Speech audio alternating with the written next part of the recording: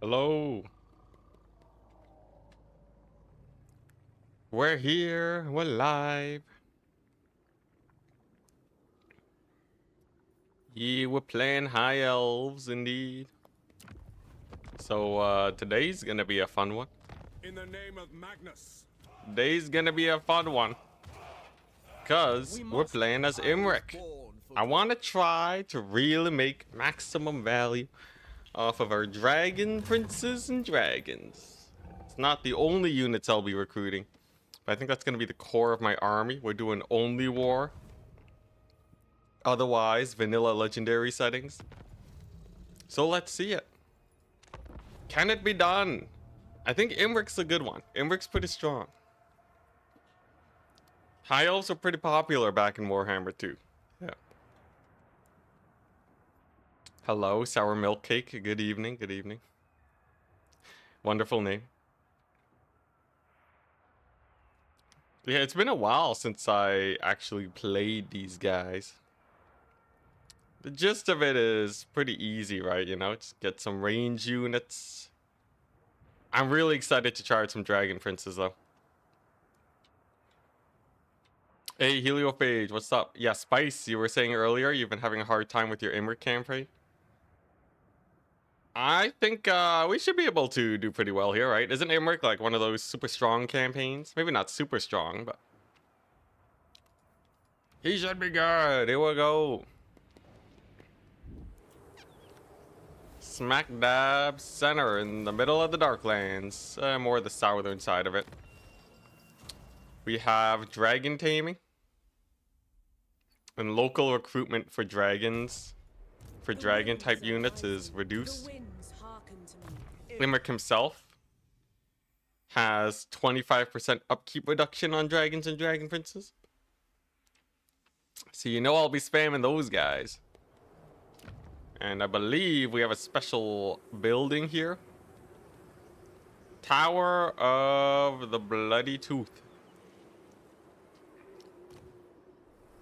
Let's see. I think it was at Ash Ridge Mountains that has. No, is it the Bone Gulch that gives us dragons?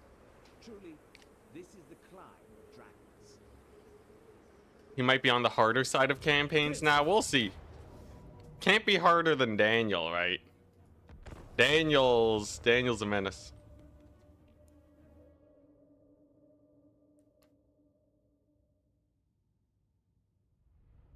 Oh yeah, we don't have the high elf mechanic of influencing I guess we can still influence factions, but like does that even do anything? No dogs, no war wagons. At some point, maybe at some point I'll do an Empire war wagon stream. The constant tease though, right? Always baiting it out, but never actually do it. The pro YouTube strats.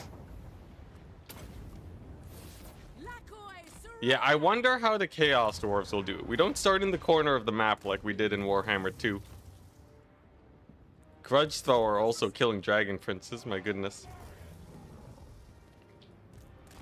Can make other factions hate each other? Yeah, but like, are they actually gonna declare war? I consider the odds unlikely. Alright, now dragons are pretty high. 7,000 HP. They did get an HP buff a long time ago. 25% missile resist. 25% missile resist is not bad. That is actually a rather decent amount of resist. It's higher than a lot of other single entities. And they have 3 of these breath attacks. And each breath attack is basically... It's basically a free spell, if you think about it. Chaos Dwarves are a bit weird. Definitely Zar Nagrund is the scariest thing. Because we are at war with everyone. So there's a chance that Zar Nagrund will be a little bit spooky. Other than that, though, I think we'll be fine. Imric. Trying his best to hit this guy. Yeah, Chaos Dwarf artillery is not that bad. I've never had a huge issue with them. Because you just gotta dodge, right? Just gotta dodge like a god. Also, Imric has wonderful stats. Prince Imric. crazy melee defense, so he's barely taking any damage. Orders. Seeking the foe. And then my favorite strat, sideways fireballing. Magic rise. Look at that. Pretty good damage. It didn't go through as many units as I would have wished for, but still pretty good. Also, dwarves, not known for their armor piercing most of the time, outside of Slayer. So the Dragon Princes actually barely take any damage as soon as the artillery piece is down. Yes.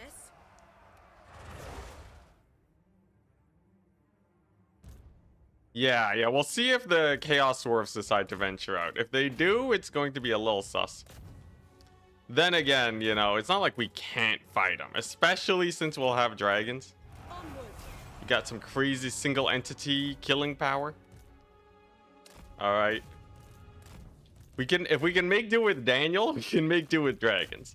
Dragons should be pretty hype. It's been so long since I actually used them, though. It does make me wonder a little bit if they're gonna suck. We'll see. Hey, Student Gloss, hello. Jorah Hido on the Twitch. Bone Gulch gives you Dragon Princes at tier 3.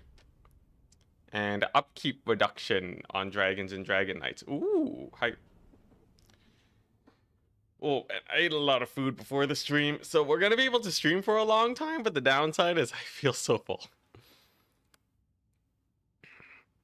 You have stronger enemies nearby than with Daniel. Compared to Boris? Boris with that double Kislev stack? Look, here's the thing though, right? We got stronger units.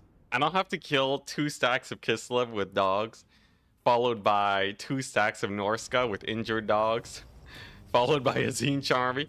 Still working on that video, by the way.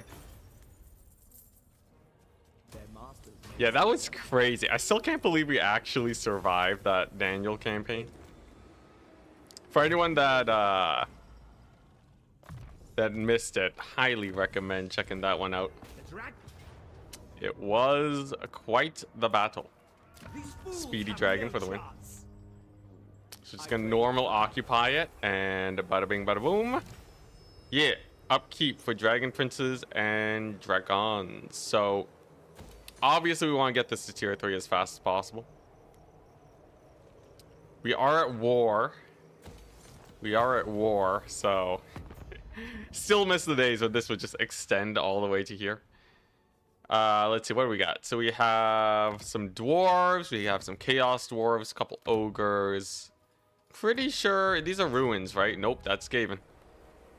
Skaven aren't too bad though. They died to cavalry pretty hard. Now, units wise, I think we got to go for a strong stack on Emmerich. I think rangers are a solid option. And then what? I can upgrade my dragon princes to have a little bit. Hey, Papa Claxton. Yo, here, have my dragon.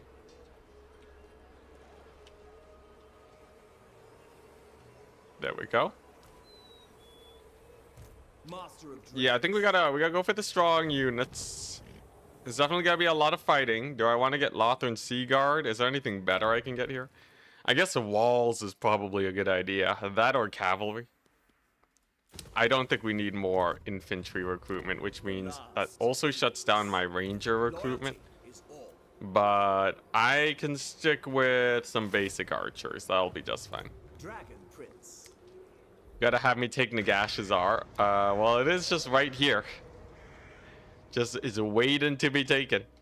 Nagashazar is a pretty well defended settlement. Like, what armies are actually gonna get in here, right? The problem is that I need the Bone Gulch for my high tier recruitment. We can't afford to get rid of that. It is far too important. Now, what is this? Charge bonus weapon strength for dragons? Honestly, pretty lackluster.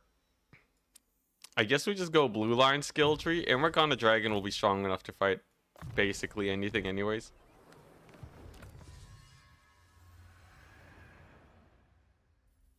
Military advancements hype. Alright. Pretty solid turn 1, right? And then was this 10 turns. So how did the dragon encounters work again? Do I have to fight them or something? Can someone give me the rundown on dragon encounters? I don't want to accidentally just screw myself over here.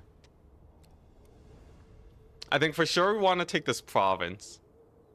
That will give me the growth that I need to get the bone gulch leveled up. And then once we're spamming dragon princes, I should be fine as long as I micro properly, right? As long as I don't whiff it up. You can kill them once. Okay, but if you kill the dragons, you get to recruit them, right? Why is Amber killing the dragons?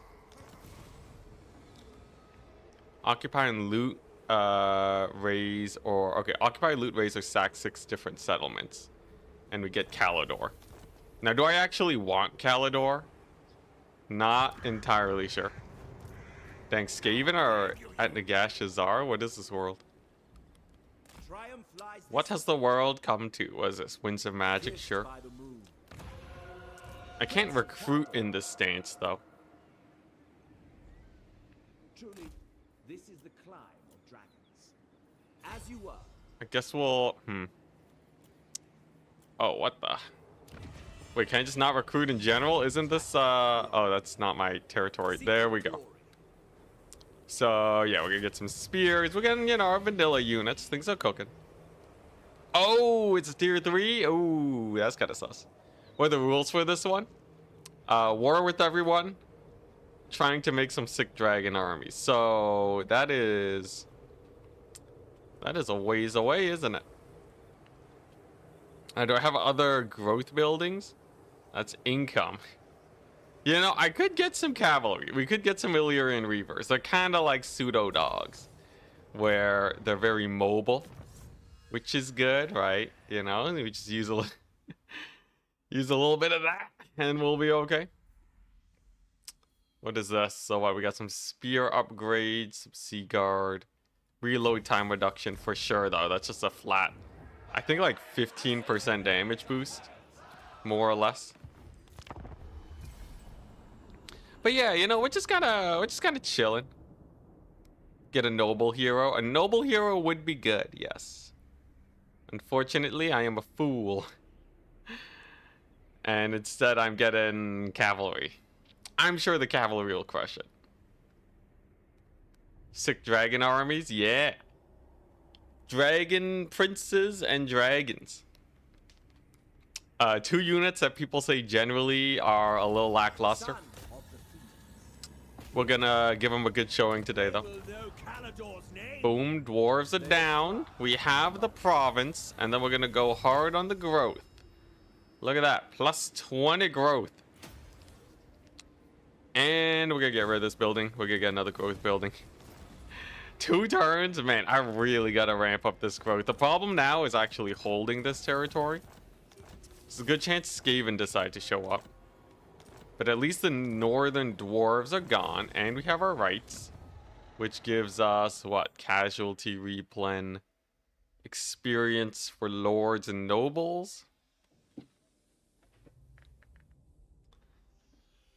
I guess, it's not that bad.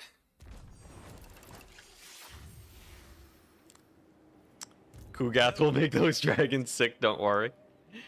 Terrifying. Okay, Kugath's pretty jumpy though, right? Can't I just breath attack him? I feel like, you know, if we have like 4 dragons, we just fly him right above his face. Breath attack directly onto his ginormous head. Also, I have burning head. No, I'm not taking flaming sword. We are not taking flaming sword. You know, even if people might be able to make an argument for it in multiplayer, I refuse. Yeah, Imric is also anti-large. Look, Kugath is chump change, okay? If we face Tarmakhan with Iron Hail Gunners, Kugath is the easiest thing in the world. You are too confident, it will not end well. You know, if I'm always confident, it means that there's no correlation between my confidence and how well we do. That's a big dwarf army. Alright. Maybe I should have gotten that noble hero. Now, do we have the movement range to engage? We do. Wonderful. So, if I get this growth building. And then, yeah, it should be pretty simple, right? It's just a giant dwarf army. No one can outduel Kugath with cycle charging, yeah. In a vacuum, Kugath wins all the time. But yeah, he's pretty beastly. Now this is valiant defeat, casualties high. This is true. This is false. Okay, you watch and see. So here's the play. Dragon. We're gonna blob up their infantry. We're gonna breath attack all of them. Cavalry can run down what, the 4 range units and the artillery. And they're all tired. The march stance will be their undoing. And it's choke point battle. Now, some people might look at a choke point battle and sweat, but I assure you this is fine. Yeah, player control Imric will smoke everyone. The thing about Kugath is that he has high stats at the cost of his ability to cycle charge. Because he's on a toilet seat, so I'm not too worried about him. This battle, though, gonna be a little bit more sus. Now, let's see here. So we got the dragon, we have Imric, we have our caster. Man, these choke point battles. What are we looking at? So, okay, so most of the quarrelers are here. Most of the infantry's here. Imric has fire resist, right? So he, yeah, 25% fire resist, 15 missile resist. Blasting charges do cause fire damage. So Imric can actually just YOLO straight into the jaws of death. Get blasting charged, and we should be fine. Is he shielded? He's not shielded. So we gotta be wary of these thunderers. We're also going to be crossing this choke point. But if we can just make a breach here for my dragon princes to get in, we'll be fine. Alright, now, first things first, let the blobbening begin. With 3 breath attacks, we should be able to kill everything. Breath attacks are huge, okay? The max damage that a breath attack can do is immense. So we just gotta nail him, right? We just gotta really nail him. Look at that, blasting charges trying to get in there. That's not gonna work for him. Okay, get a burning head down the pipe. That's pretty good. Hits the miners real hard. Unfortunately, some of them might be able to get the blasting charges off. Can I disrupt them with the dragon princes? Oh, barely not in time. Dragon prince is gonna take a little bit of heat now. But we do have the breath attack. So breath attack number 1's here. We got the dragon horn. That's going to cause fear to all these dwarves. And there is a solid breath attack. And here's the play, right? Dragon horn into routing off these miners. I guess I have a dragon here anyways, but whatever. Point still stands.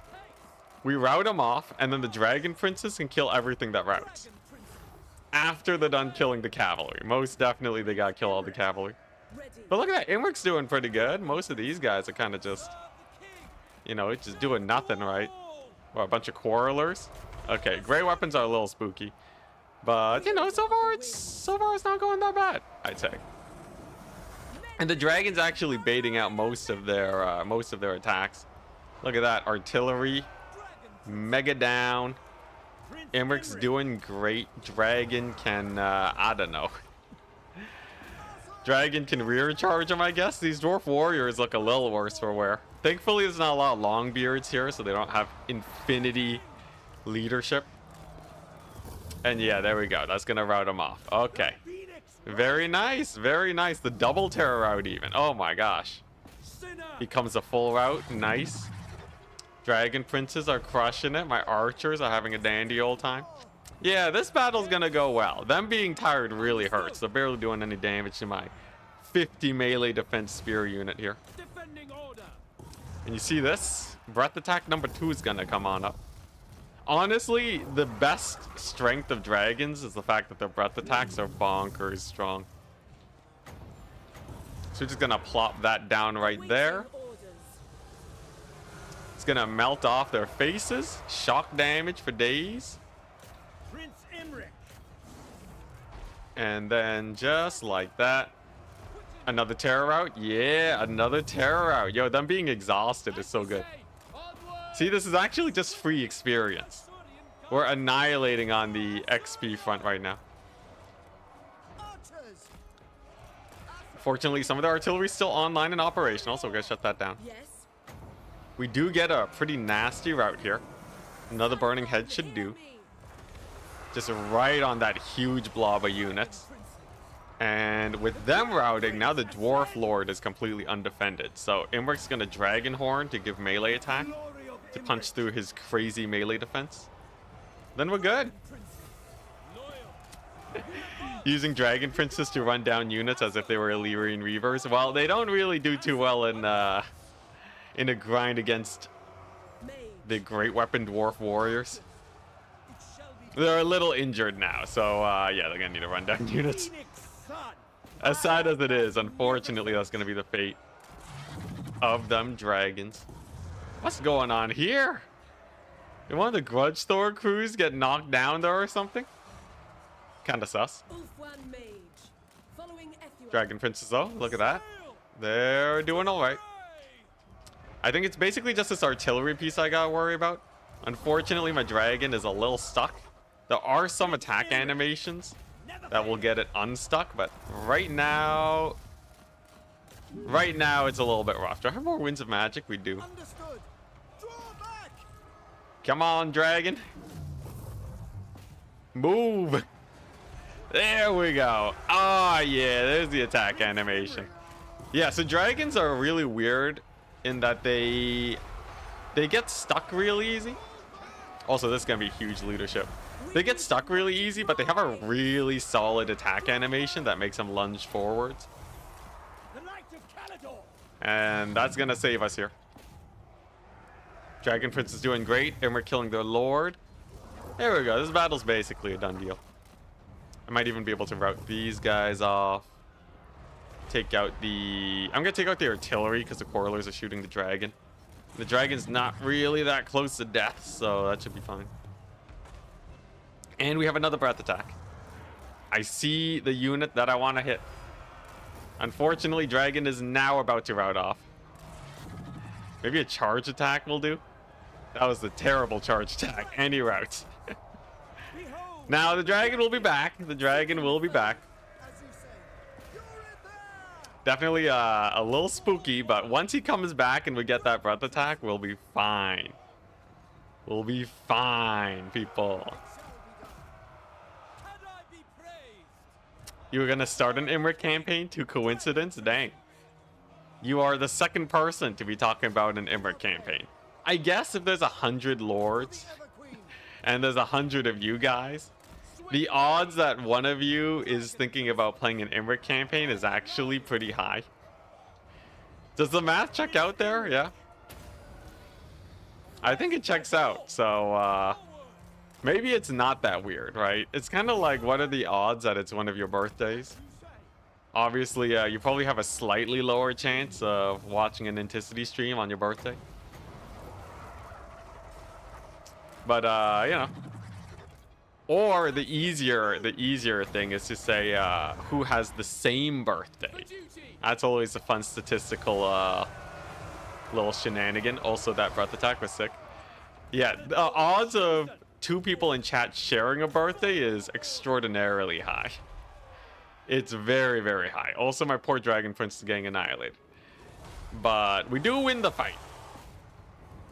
At great cost to us, but nothing a little replenishment won't fix. We have a bunch of farms, which for some reason increases our replenishment. Yeah, that breath attack was so good. That was so good, man. See, this is what I'm saying. Right?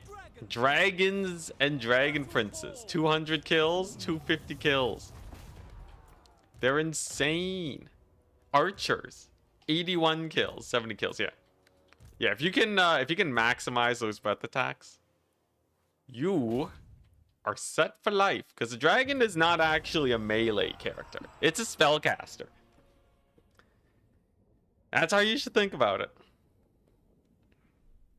Now, we're going to need to heal up. But as soon as I get Imric on his mount, on his proper dragon mount, we'll be set. You were thinking of making Imric a one-man doom stack? It's almost possible. He needs healing, so you gotta find some sort of regeneration item. Or does he have a regen item in campaign? I know in multiplayer he needs a life caster. In campaign he might have like an armor or something that heals him up, I feel. Pretty sure he does.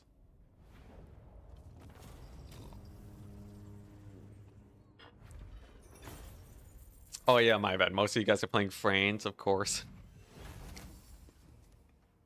Okay, so this is not going to replenish that much. I'm just going to go with the cash money. Should be fine. Wait, Warhammer 1 dragons didn't have a breath attack? Yeah, that's just the saddest thing ever. They actually didn't have a breath attack? Dang.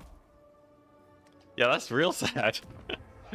What did they do even? I guess Warhammer 1 was a weird time, okay? Early Warhammer 1, you had people spirit leeching everything to death. Ooh, man, level 12 is going to be sick. Do I just save up and get like all of these when I hit level 12? What, level 10, level 12, level 16? We can get bound piercing bolts of piercing. God dang. Flammable effects, huge. Stack that fire weakness, more upkeep reduction. Okay, so there's a lot that's good there. Now, Draftmaster does not increase his replenishment. Elven healing is miles away. We kind of need it though. I think I should have gone that noble, but it's too late now. That's fine though. I guess I could just save up fire resistance for the Lord's army. Okay, you know what? I'm gonna save levels. There's nothing really too important there for me. So we're just gonna do that. Then we're gonna get a life caster. Who needs special buildings when you can just do this? Unfortunately, she's gonna be a little bit slow. Whoops. Chaos Dragon Mount and Vampires had a Dragon Mount on launch. Yeah. Take ambush defense for fighting against Skaven.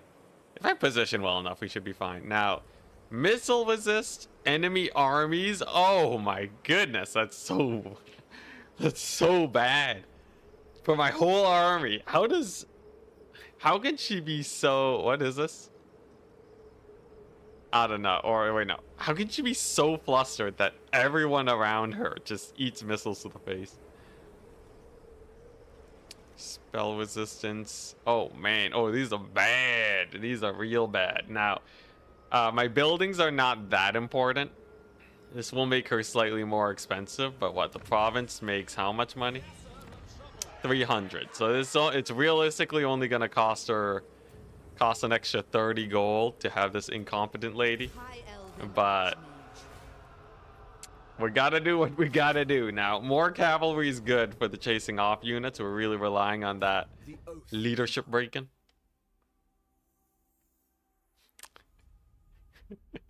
She painted a bunch of bullseyes on the shields for the entire army. And they just felt so bad for her and how flustered she is that they just had to use it. Perhaps. Alright, so we survive another turn. We got a whole province, which is already better than the Daniel campaign. But Drazhoath is here. Now, Drazhoath, how do I feel about this man? He is a pretty nifty caster himself, but he's just a foot lord at the beginning, so I should just be able to kill him.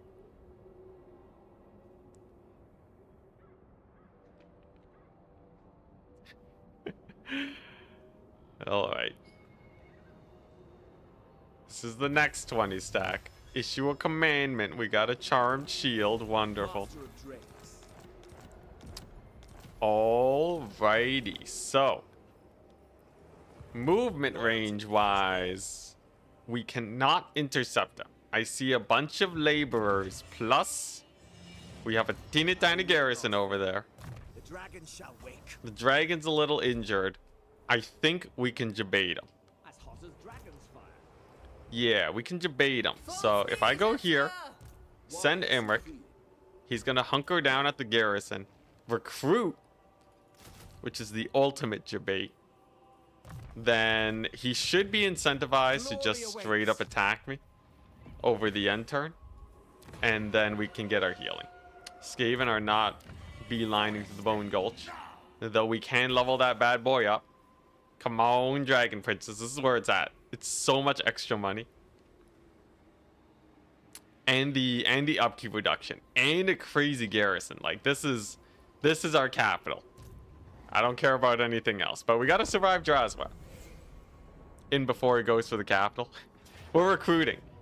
The AI, when you recruit in front of the AI, it's like a bird to a cat, okay? They literally are instinctively motivated to attack you.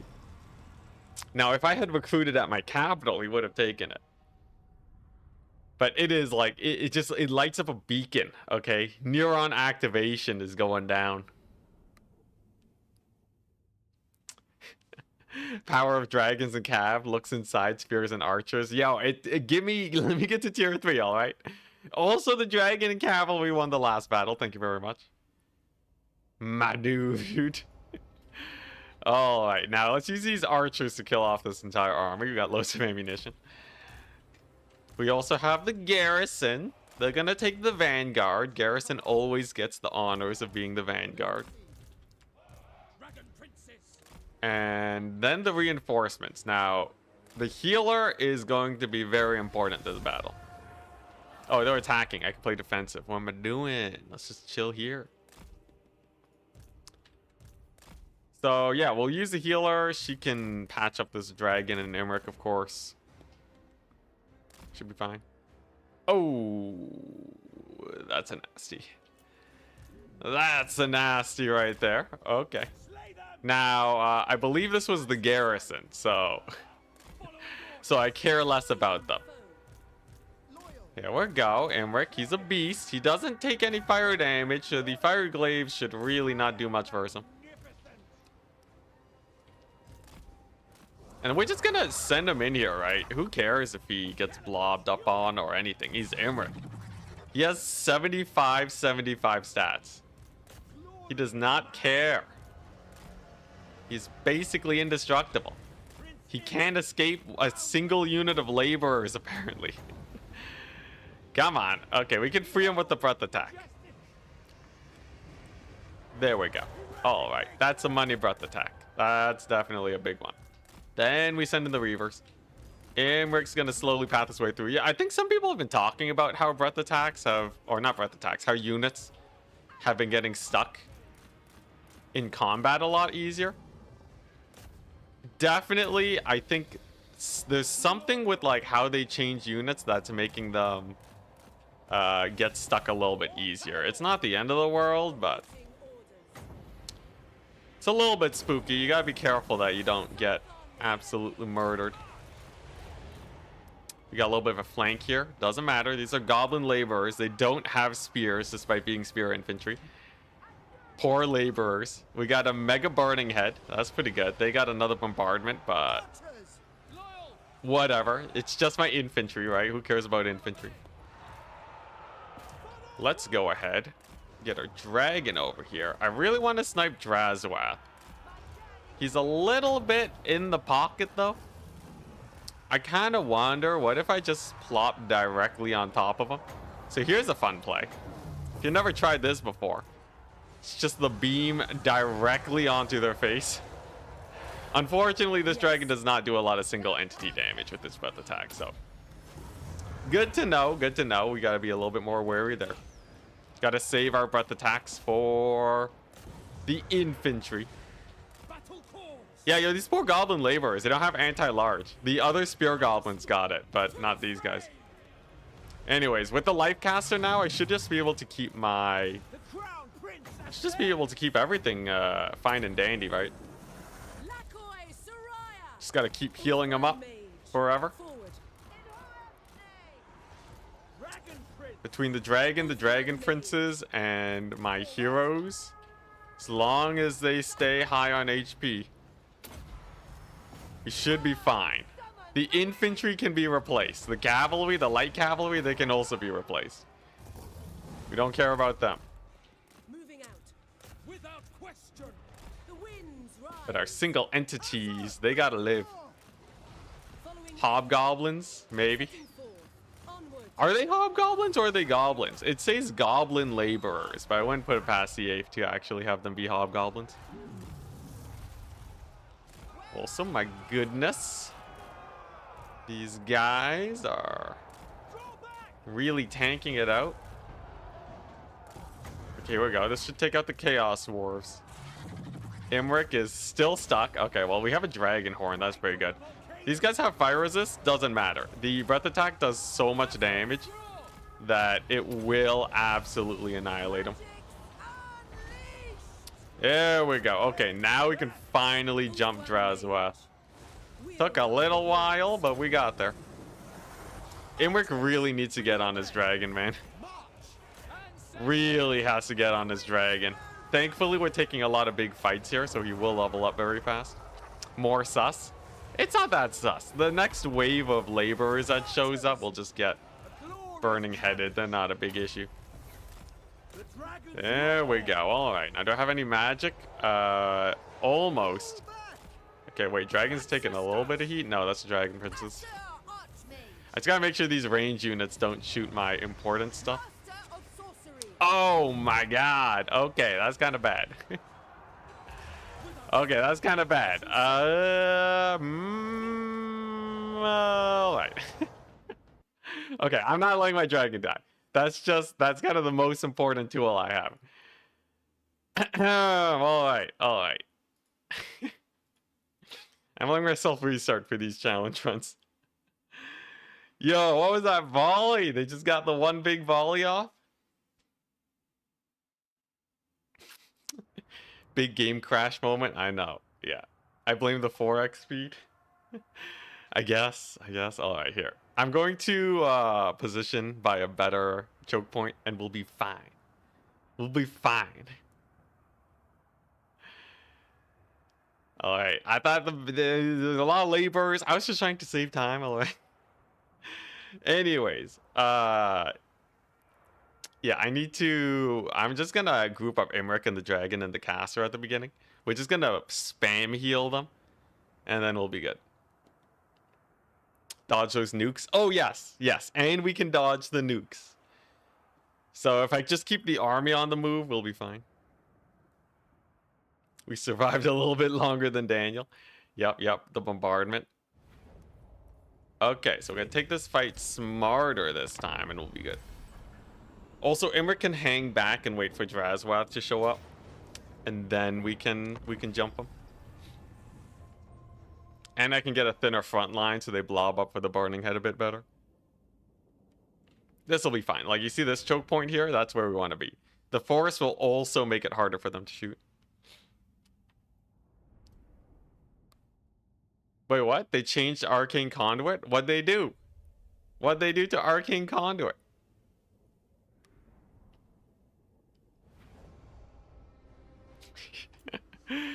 Yeah, if I had Flaming Sword. Alright, so we're just gonna position here. We're gonna go for thin lines. Because we're trying to dodge that artillery bombardment. Then we got the squad that needs healing over here. Okay. Just gonna keep a close eye on my infantry. Okay. Close eye on the infantry. The bombardment will not get me this time. Okay, they cast a mini spell on her. Totally fine.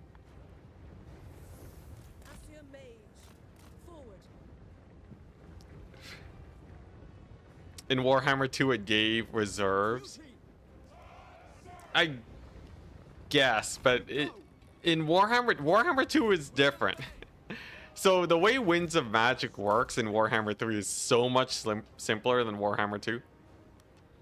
Warhammer 2, you had like this weird diminishing reserves effect over time. It was super janky, man. It was super duper janky. I don't know if, yeah, so like, you wouldn't actually have infinite Winds of Magic if you made use of the reserves. Also, sick dodge. I'm actually a pro player. MLG City. But yeah, so like, with the Winds of Magic change, it's effectively the same. Like, I wouldn't actually I wouldn't say they killed the ability in the slightest. Weren't the reserves temporary? Yeah, yeah. In Warhammer 2, reserves are weird, man. It's been simplified so that reserves are actually reserves and replenishment is just actually replenishment. You would have like weird situations where increasing your magic replenishment would increase the total amount of magic you get in a battle. Something along those lines. Or it was like you could increase your... Yeah, no, it increased reserves temporarily and that increased your wins of magic. Because your regen was based on your reserves. It was just weird, man. It was just weird. Let's just be happy that we have an updated magic system.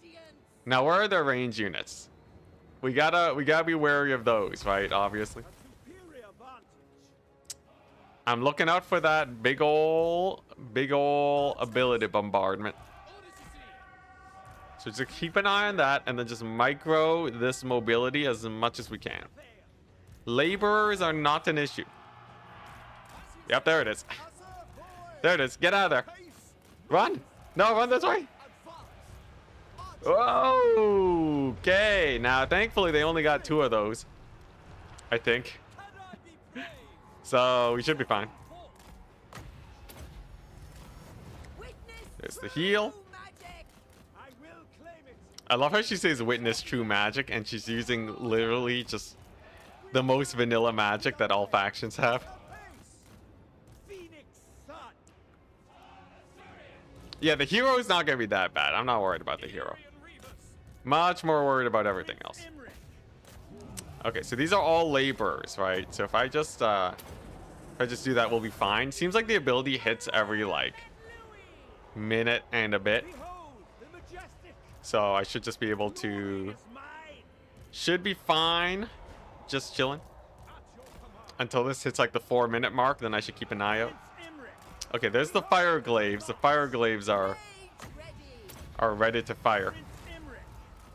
The Kadai are not as scary, but yeah, you see those glaives are actually hunting down my dudes. Can't be having that happening. My poor dragon taking huge damage. Yo, did Kadai ever get buffed or do they still suck? Something tells me they still suck, but you never know. Yeah, look at that. Skirmish Cavalry can actually chase these guys off now. Keeping an eye out for the next bombardment. But Imric finally has the fight that he was looking for. And if I just sub out my guys here, we should be fine. Fire Glaives won't kill the Dragon Princes because of their crazy fire resist. Then, yeah, the shotguns are kind of just blobbing here. Yeah, this is just a way better fight than last time. I was a fool. I was a complete fool. But now we have learned to not hit the ×4 button. Marvelous. Huge AoE. Absolutely massive AoE. They're not hitting me with their spells.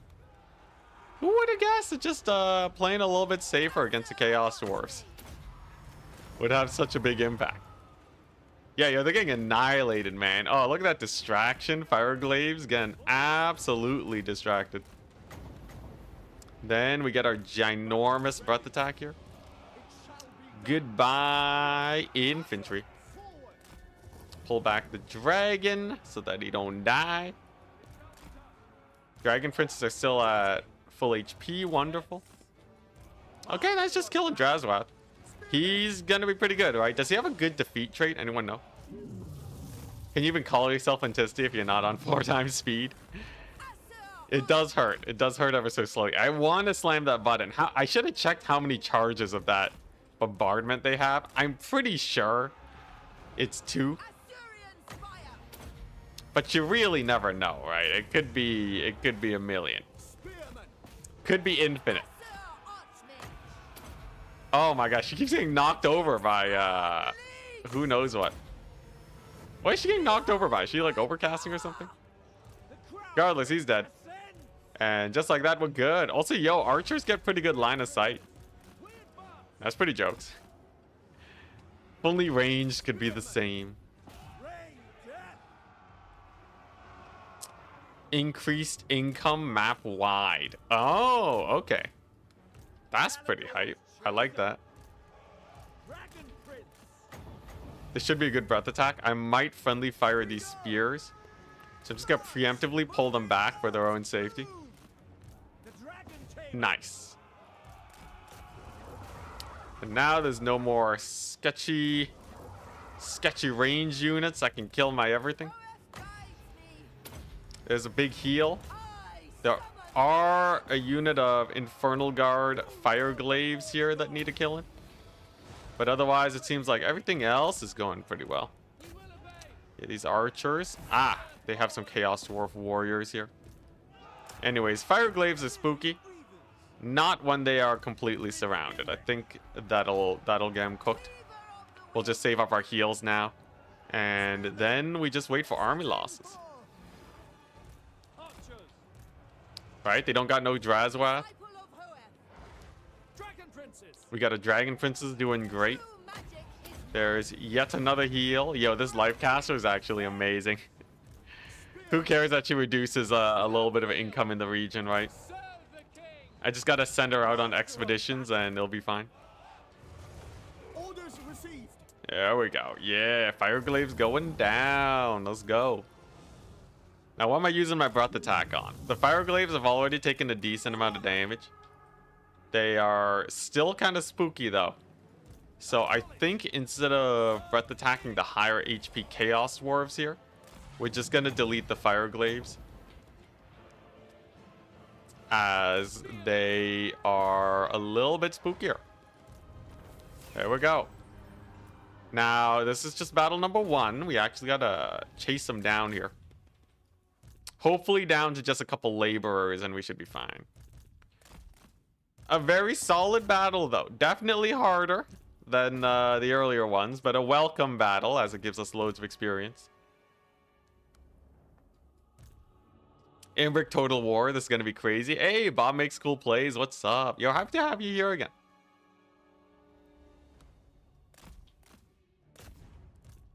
Yeah, Winds of Magic was regen based on available wins. Yeah, Imbric Total War. I think once we can get our special building chain that lets us recruit like a ton of Dragon Princes, then I think we're set, right? There's nothing that can really stop us if we do that. Are we hunting dragons? You betcha. Oh, you betcha we're hunting dragons. Now, how do the dragon battles actually go? Do you have to fight an army along with the dragons or what? It's actually been a really long time since I played an Imbric campaign.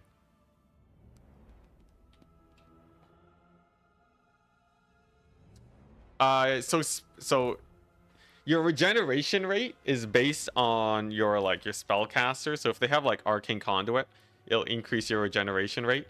Base is 1 magic per 10 seconds, which is pretty slow.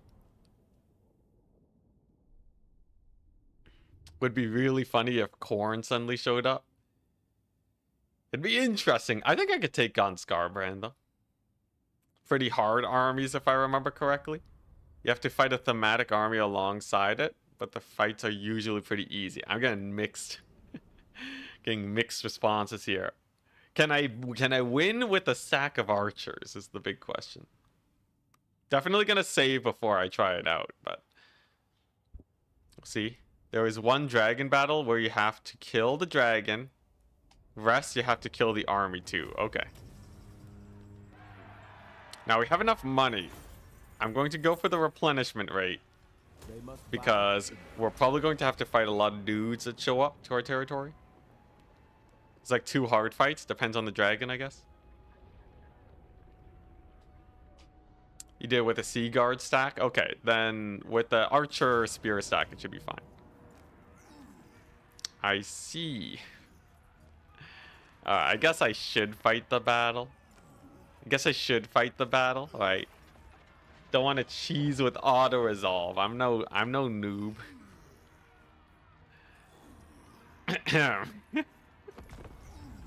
You saw nothing.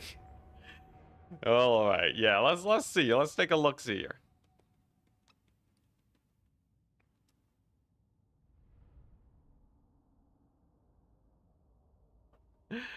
I just want to prove myself, okay? We're better than look, auto resolve cheese is the worst. It's just the worst, right? This is why auto resolve was invented, so you could cheese campaigns. I earn my victories, son. And by earn, I mean sometimes lose them. I think this is winnable. And besides, I need to practice my settlement battles anyways, right? What is a bunch of wait, these Nobblers can't even, do they even climb? Wait, how do these guys climb? I think they're incapable of climbing. There's no way. Wait, if these guys have ladders, that would be hilarious. I would love to see a Nobblar stack try and climb ladders. How does that work? Is one of them the legs and one of them the arms? I guess like maybe. Okay, here we go. So yeah, we got our spears in position. We got a tower over here. Yeah, piggyback riders. They're just called pigback riders, though, not piggyback riders. Don't know why exactly. All right, so there is one normal unit of Nobblars here. Okay, it's fine. That's fine. Go and beat them up. So it looks like they are going for Magates, I guess. Take the towers on the right side. There we go. Yeah, we got him. Not a problem, not a problem. Okay, yeah, I don't think they actually have butt ladders. Dang, what a shame. Wait, are they even attacking the walls? Oh no, they're going for the gates. Get an ROR where they wear trench coats. I think given enough time, people will make a mod where they have trench coats. Yeah, I think that seems about right. Also, this is going surprisingly well. This might actually go better than expected. Just because they can't actually climb walls, they're just gonna take a load of damage from my towers. And then we actually win this with fewer losses than the auto-resolve. That'll help my garrison get way, way, way stronger with the chevroning. And it will also be really good if we get attacked again in a short amount of time. You see, guys? This is why you don't auto-resolve. Right? Because, you know, if you just got at the game, then you're fine. Look at that. AI's just chilling. They're just eating our arrows like no tomorrow. This guy's been thumping the wall for the past, like, 24 hours. He's dying. Yeah, absolutely, it's a free win. The spears here, too. Against Ogre Bulls. Yeah, auto-resolve is the coward's way out, exactly. These guys are still just not moving. Classic AI. I guess I'll get a tower here to also just plonk away. Towers kind of suck now. It's really weird, right? The defenses were too strong, so then they nerfed the defenses, but now they just don't do anything. Thanos would not be happy. Oh yeah, look at that. Huge damage. The walls are secure. Our archers are going ham. We can get these guys off the walls, and then it's just, what, killing off their lord. Can I brace for the charge? Are they even gonna charge? Looks like they do, but we get like a mini brace, it seems. Not bad, not bad. Then we focus fire the lord, and we should be fine. Yeah, if they had a strong, like, you know, a thunder tusk or something, definitely we'd have to start like kiting them around the map and hoping our turrets kill them. In this case, they're just, you know, it's just AI doing AI things. Don't worry about it. There we go. Easy pickings. Oh my gosh. Elf archers are so good at shooting compared to Iron Hail Gunners. Iron Hail Gunners is so bad at actually landing their shots. Yeah, there we go. So that lord is almost down. And now he is down. Very good. We give him a little focus fire. He's off the map. Nice. And that means that this little pocket over here Totally fine. Yep, army losses. Yeah, I told you guys. Auto resolve. People said this battle was hard. I always do better than auto resolve. Always, always. Heroic victory. Yeah. Did that ogre lord phase through a wall to get off the map? You know, ogres canonically eat through rock, so I think he just ate his way through, kind of like Hansel and Gretel, right? You know, that's what the ogres see, and everyone is just a bunch of witches trying to get them cooked for eating their cities. You quick saved, like, the game's really unstable right now, so I just want a quick save to make sure that I don't have to replay the dwarf battle, right? You know, Strix, come on. What are you talking about? All right, sick. Well, that actually went extraordinarily well. I thought we were totally gonna lose. I was ready to hard restart, do the auto resolve, and pretend nothing happened. But my honor is preserved. And now we annihilate face, and we have a quest battle. Wonderful. What is it? It gives us the armor of Calidor. This is the healing item. Hey, Lion Air. Yo, things are going pretty well. This campaign's going sick. Armor of Calidor's height. And what? I gotta kill like 0 Vampire Coast units. And we defeated Drazhoath. 15% missile resist. Holy smokes. That's pretty good. That's pretty good. Okay, so Imric's a raid boss now.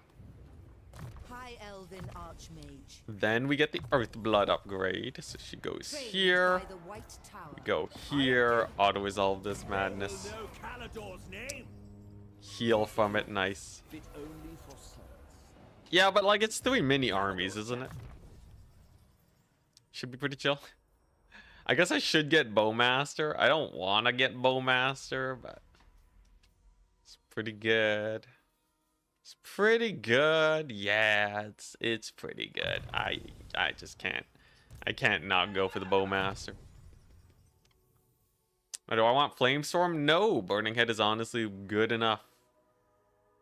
Power reserve capacity. What's this? Winds of Magic power reserve capacity. This can get me to Arcane Conduit faster though. Okay, now my arm is a little injured, right? But time is of the essence. We do need to move quickly here. Master of Magic.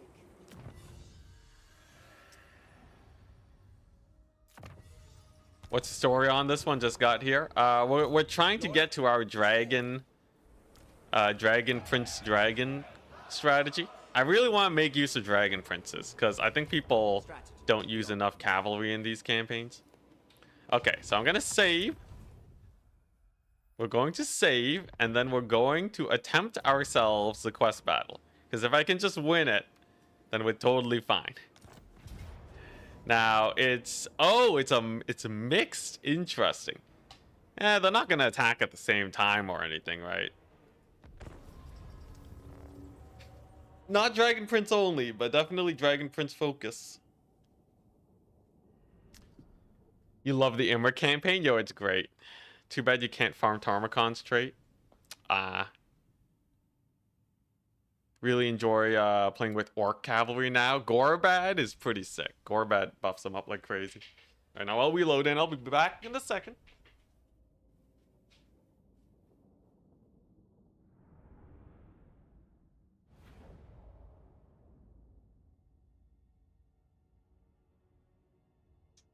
Alright. So it is true. The blood dragon dons the lost heirloom of my bloodline. His minions may be many. Yeah, the Squig Herd. Squig Herd stacks. Crumble, along with his shambling minions. The stench of gunpowder and brine is thick in the air. For the fiend brings undead artillerymen of the sea. Already they have dragged their rickety cannons onto the field. We must be wary of their bombardments. Yo, this battlefield must smell so bad. He has brought some Druki thralls to battle It's a bunch of undead This vampire certainly knows how to get my and attention. gunpowder and wet. This Sweat indignity dog must be everywhere. met with all the rage of Calador. Yeah, everyone's talking about the squig herd stacks. Vampire wishes to Gorbad is like... Gun for Calador. Gorbad's insane. I think people are really undervaluing some of his other buffs. Absolutely. I think people are really undervaluing Gorbad's buffs. Shut them down? I'm gonna shut them down. I can just avoid them for now. But yeah, Gorbad, he can give his like cavalry like 1,000,000 charge bonus, right? I think, yeah, I think people gotta try that out more. That's one of the campaigns I want to do. It is a DLC campaign, though. I know a lot of people have already seen a load of Gorbad. So, like, we'll do some of these challenges first, and then we'll make our way there. Okay, this should be a pretty easy battle. We're fighting each army one at a time. Yes, they do have an artillery unit. No, I am not particularly worried about that. As you say. Imric's just gonna stall them up. And then the archers annihilate the Vampire Coast army. I know that. I've played enough multiplayer to know that Vampire Coasts suck against archers. Whoop. Dragon dodge animations, doing well. Might of the volcano. Just gotta be careful about the Corsairs just a little bit. Okay. Harpies aren't too bad. They're kind of like Dark Riders. And then it's this big dragon boy. This shouldn't be fine. This should be fine though. Yeah, yo. Finishing Skulltaker's campaign on turn 26. Skulltaker is insane. A lot of the new DLC lores end up being insane, but Skulltaker really takes the cake with how much he can just steamroll everything.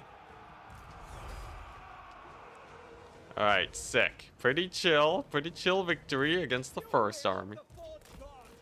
Thankfully, we did take our ammunition upgrades. So that's gonna help me out a lot. Oh! So he's advancing now. Okay. Interesting. So I have to kill the blood dragon guy. Well, if I just kind of line of sight the Vampire Coast, they're way too slow to actually get here. Then we have Imric, we have a dragon. I think we'll be okay. This guy looks like he is want to overextend too. So as long as we just kind of back up, I think we win this. Scarbrando used to be able to take a victory by turn 10, but yeah. Anyone with movement range buffs are just insane. Okay. So, Dragon Boy. I can't breath attack him. That is an option. I think a little bit of archer focus fire will do. That's a nasty breath attack. Oh, partial dodge, but we manage it. We manage it. Also buys me a lot of time to just pepper him. Pepper him real good. We got the Dragon Princes here. They are anti-large. So that's pretty nice. Is he going for my caster? This guy. He's going for the caster snipe. What a mad lad. Misses, though, like a complete scrub. And now, if we just give him the focus fire with the Imric anti-large, I'm pretty sure he goes down real fast. Now, oh, jeez. Okay, Imric. All right, Imric. Oh, and he dodges a breath attack? Who is this guy? Archers are doing pretty good. Imric's chilling. His charge bonus is worn off, so that's gonna hurt him a lot. It's gonna hurt him quite a bit. Vampire Coast still making the way here. Most of his army's also still making his way. Come on, Imric, you're better than this. Come on, Imric. You got your melee attack bonus? Yeah, this guy, he's all charge bonus, no melee attack. Understood. Now, if I kill him, do I have to kill the rest of this? Because this is kind of a lot. Dragon Princess. It's kind of a lot. Dragon Prince. Come on, don't kill my dragon. Fury. Come on, kill him. Maybe if I kill him, then it does say and his minions. Without him, his forces begin to crumble. Yes. Phoenix Sun. Yes. Come on, crumble away. Okay, there you go. They're getting there. Okay, yeah, look at that. Yeah, sick. Okay, so yeah, now they're taking loads of damage. Without fail. Are the vampire coasts gonna crumble? Holy crap, the vampire coasts are crumbling. Yo, let's go. Easiest fight of the game. What, fight 2 armies? Oh my gosh, who said we had to fight 3 armies? Come on, guys. Where's that flaming skull though? Flaming skull, burning head. Oh yeah, get wrecked. Get wreckaronied in the pepperoni. Now, they are crumbling a little bit slower than I would have hoped for. Imric even gets routed off, but it's fine. We don't need Imric. Come on, just crumble faster, man. Come on, your lord is dead. Why are they still here? Is that a bloated corpse? Oh god, that's a bloated corpse. Can you crumble any faster, please? There we go. Okay, bloats down. I might still get army lost. Oh my gosh. Okay, there we go. The Blood Knights are gone. Easiest battle of my life. Oh my gosh. Alright, sick. Bloaty McBloatface. Snipe one lord and win. Yeah, easiest fight. So for anyone who has trouble with that quest battle, you can win it with a crap stack of injured everything. If you postpone this fight until Imric has his dragon, this is literally the easiest quest battle because you just fly over and 1v1 him. Well, you know, this works too. This works too. Why postpone the battle, right? Now, I am hella injured, but I don't think there's any enemy armies nearby that are too scary. At least there's none in my vision. This is going to give me a whack load of experience. Gonna get a little bit of replenishment. And Imric has his healing item. And we have Regiments of Renown. Beautiful. Oh my gosh, beautiful. So, I finally have my full army. We're filthy rich, right? High Elven Archmage. This is good. This is good. Now, where are we chilling? I think here. Because I think that's the safest place we can be. Illyrian Reaver Archers? Probably not. More Cav. Turn 6, level 13. Aw, yeah. We're leveling up like Skull Taker, man. Here we go. Calidor Imbuement. Hero capacity for nobles. I need to get that noble building. Probably as soon as this is done. Then we get the noble building. This will be master. Oh my gosh. A million everything. A million everything again. Dragon Princes are huge. Flammable attacks. Ash in fields. Weakness to fire. AoE. Infinite range. Holy crap. Wait, these are kind of good. These are kind of... Oh my gosh. Wait, yo. Imric's insane. Imric's crazy, guys. Has anyone seen this before? Yeah, let's get the piercing bolts. Alright. You can recruit what straight away? The nobles? God dang! We can just get the nobles! Yo! Alright. Elusive. Hale and hardy. Okay, yeah. So definitely gonna get the good ones first. I don't want to get the garbage nobles because I'm gonna be stuck with them forever. I don't need the super good ones though. This should be fine. All right, 6. So we got some nobles cooking. You can put them into Imric's armies next turn, and then we're indestructible, right? I just gotta keep winning battles. Yeah, yo, Imric's hype. So I just gotta get ready for the big dragon battle then in a couple turns. Definitely taking that quest battle was super worth it. The experience and money we got from that is like exactly what we need. Then we gotta take Nagash Zar at some point. It's a ways away though, and I don't want to lose all my territory taking it. Thankfully, it seems like the Skaven faction's really passive. Could send out the garbage nobles to get influence. Yeah, but I want the fighty guys. And we get a Tretch. Okay, sick. Does he have a good defeat trait? The greatest. Anybody know? I know my destination. Imric. Here, she can take the Cav. Born to lead. Imric can take the nobles. I have much to teach them. Same as Zar Nagrund. They're defensive, so Skaven won't attack you. Those dragon fights are so hard. We'll see, we'll see. I got a bunch of archers, man. I have a bunch of archers. Don't underestimate my ability to pew pew. So we're just saving our growth to get this to tier 3. I'm beelining it because it's going to get us dragon princes for days. And like a dragon prince stack is just gonna wreck shop. Now this is our first battle against Skaven, and I don't want to take that many casualties, so we'll play this one. Aren't they hard-coded to just camp Nagash Zar, even if you declare war on them? Dang.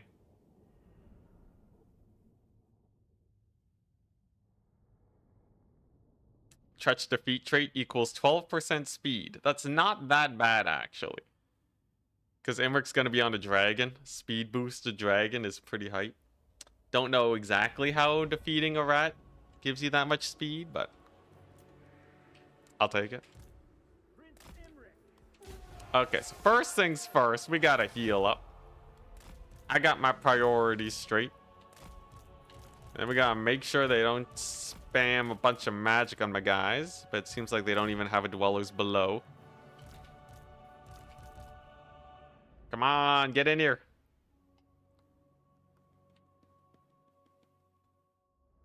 Yeah, Imric's campaign is great. Actually, it's one of the campaigns I really enjoyed when it came out. I didn't play it that much though. I think at the time I was trying some other campaigns, but definitely up there. Magic's unleashed. So this should be a pretty good fight. We got our heroes here for the Tretch. We got our cavalry. And we got a sick line of spears for the Burning Head. And we have our regrowths. I mean our Earth Bloods. There we go. Now, Skaven are not very good versus the might of our cavalry. Skaven infantry are actually pretty light. They're pretty light, so you can kind of just give them a big charge and they crumble. You see those spears? Even the spears just kind of got melted. So this is more so just a romp-em strat. Obviously, we're trying to reduce the overall damage we take. So let's see if we can minimize the Burning Head friendly fire. We're gonna send Imric on Tretch. Oh my god, that's a good Burning Head. That's a pretty good Burning Head. Oh my goodness, that was about as good of a Burning Head as we could have gone. That was just a full route on everything. That's pretty good. I'll take it. I'll take it. Oh my god. What? I still don't know why people say Flaming Sword is better in campaign. I still have no idea. I don't know. Maybe the lineups are hard. I guess the lineups could be hard. Flaming Sword is a lot easier to just like drop down. I guess you can also snipe single entities with it, admittedly. But like, come on, man. Come on. Compared to just deleting a front line of infantry. I guess they weren't that elite. I guess. Alright, anyway, so Tretch is super dead now. All my units are about to cause fear, which means if I just charge these Skaven slaves downhill, they are just gonna insta-route. There goes the Tretch. The treacherous Craven Tail. Imric's fully healed. We got our magic here. We heal him up. Sick. A Lithanar. A Lithanar is pretty hype. I've actually returned to his campaigns a few times. It's a pretty fun skirmish lord. Too much RNG on that Burning Head. I guess Friendly Fire is a little bit of a thing to be worried about.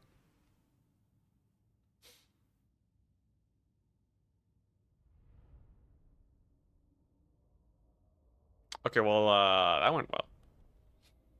Barely any losses, so we got 10-1. Since your video on buff spells, I've never used them since. Yeah. Like, you know, even if there's some situations where they do have value, most of the time it's a little sus.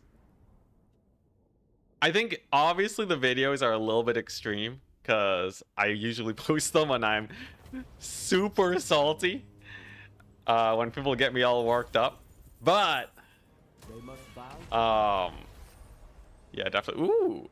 Yo, you guys didn't mention the plus leadership during subterranean intercept battles. Also, we're on our dragon now, which means that we are sick. You may look upon me. It is true. It is true. I guess if I just ended all of those videos with, at the end of the day, just use what you think is fun, I think people would be a lot less angry. But, I guess that's what the stream is for, right? Tune into the stream for Redemption City. Alright, so we got our Earth Blood. Then we're gonna get our Life Bloom. Tretch is gone. We're healing like crazy. Now, where we do next? So there are some ogres here that could use a little bit of purging. Income-wise, we have a solid over 10 turns of income. That's pretty good. That's pretty good. Now, I don't want to just be passive, right? I think I want to take the Sump Pit. These dwarves are kind of buffering against, like, scarier armies that could head to me. I really just want to take out the ogres. Oh, they have a pig barter. Okay. Yeah, I want to kill the faction so they stop sending armies, but I don't think that's an option right now. So I guess we just chill. We just chill until I can get this to tier 3 and we should be good. We are level 14 on turn 7. That's 2 levels per turn. I could go... Does anyone know Kugath's defeat trait? Who's worth hunting down right now? We have a lot of options. We could hunt down the Kugath. We could hunt down Scarbrand. Queek is an option. I know Thorgrim is an option, but he's a bit further. Gorbad, perhaps. Archaon. I guess, he's closer than you might think. If we just start heading north, we will run into him.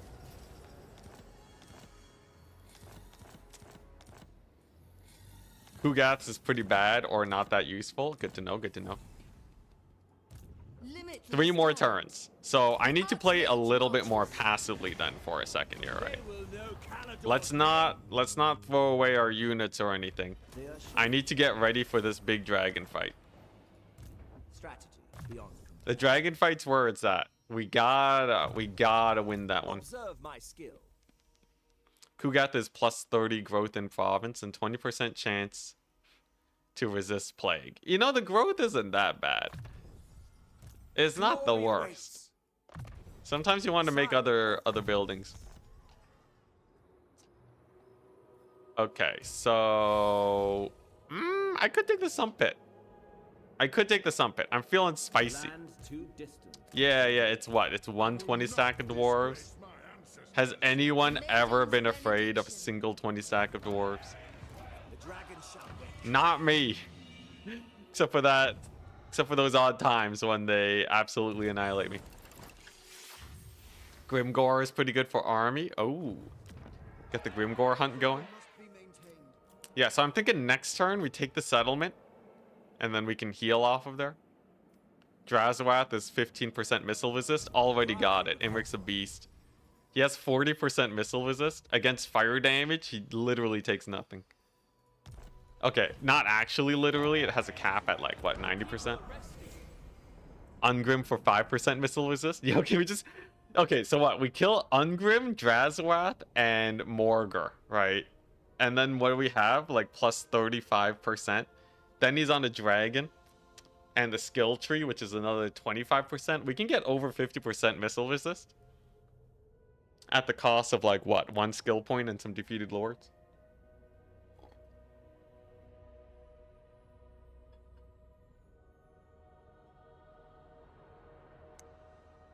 My mastery. Flaming Sword does more damage to Imric than Fireball with these stats. I guess both wouldn't really do much. He has crazy fire resist. Imric is so good against Tzeentch. Because all the Tzeentch units have fire damage. It's hilarious. Archmage. When Warhammer 3 first came out, Imric was one of the go-tos against Tzeentch super early on. You just couldn't kill him, man. They didn't have all these mortals that they do now. The dragon's rig. Sick. So obviously we're not gonna auto-resolve this. They got a bunch of quarrelers. Unshielded though, so they'll take decent damage from the archers. This is definitely a just send Imric in there though, right? What, 40%? He resists 50% damage. He has 130 armor. He makes everything flammable. Everything takes 40% more damage from fire attacks. Oh, this is gonna be a good one. What counters Imric for Tzeentch? Nowadays, it's a lot more chill. You just gotta, you know, you don't shoot him to death. You get like, I think you just pin him down.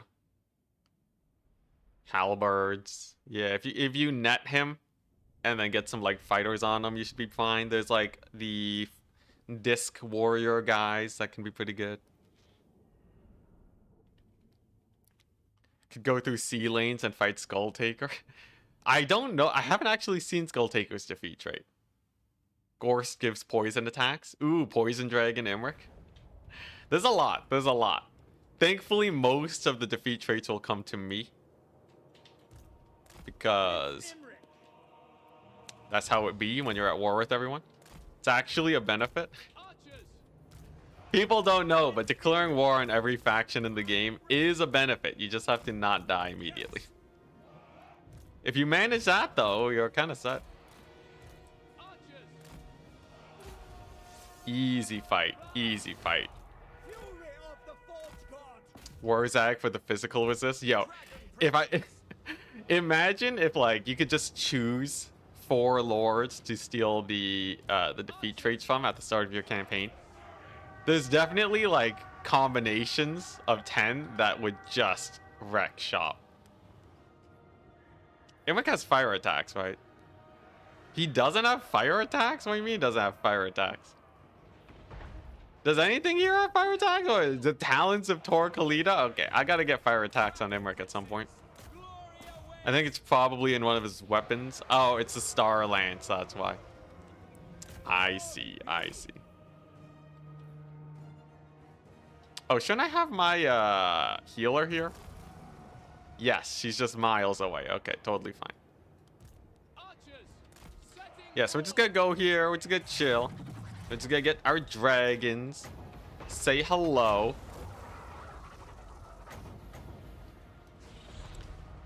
This should be a good one. Yeah!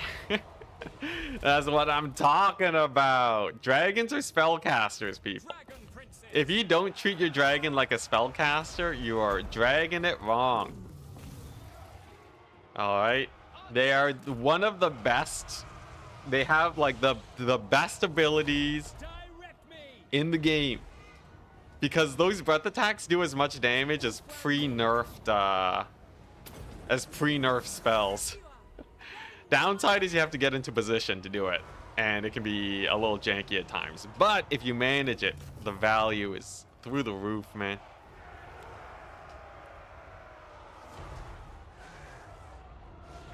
Snickage's trait. Alright, here we go. So then we just gotta progress here. Our breath attack cooldown is actually really short, surprisingly. I don't think Imric actually buffs that. Is it just always that short? Am I crazy? Seems pretty good to me. You also got the cavalry showing on up. Yeah, I feel like the breath attack cooldown's super fast. Look at that. They're just gonna melt their faces off. A little bit worse of a breath attack on that one, but should be fine. Imric, near indestructible. Does this do... It also recovers his vigor. That's pretty nice. So we'll just make Imric unstoppable. Oh, whoops, I said short while fighting the dwarves. Yeah, there we go. He doesn't care. Back to maximum vigor, not a problem. These guys are not an issue. They can't really help or participate in this battle. And then what we do is we get Imric and use his breath attacks. Now, his dragon's crazy. So this one is 60% armor piercing damage, 8250. This one is only 28% armor piercing damage. Imric's breath attack is crazy. Should be able to get a lot of work done. I just have to find the right target. And I think we have. Yeah, I think if I just do this. Oh, yeah. Oh, yeah. All right. That's pretty sick. I was going to take them out. Burning Head doesn't do a lot of damage to armor, but it does give them a leadership debuff.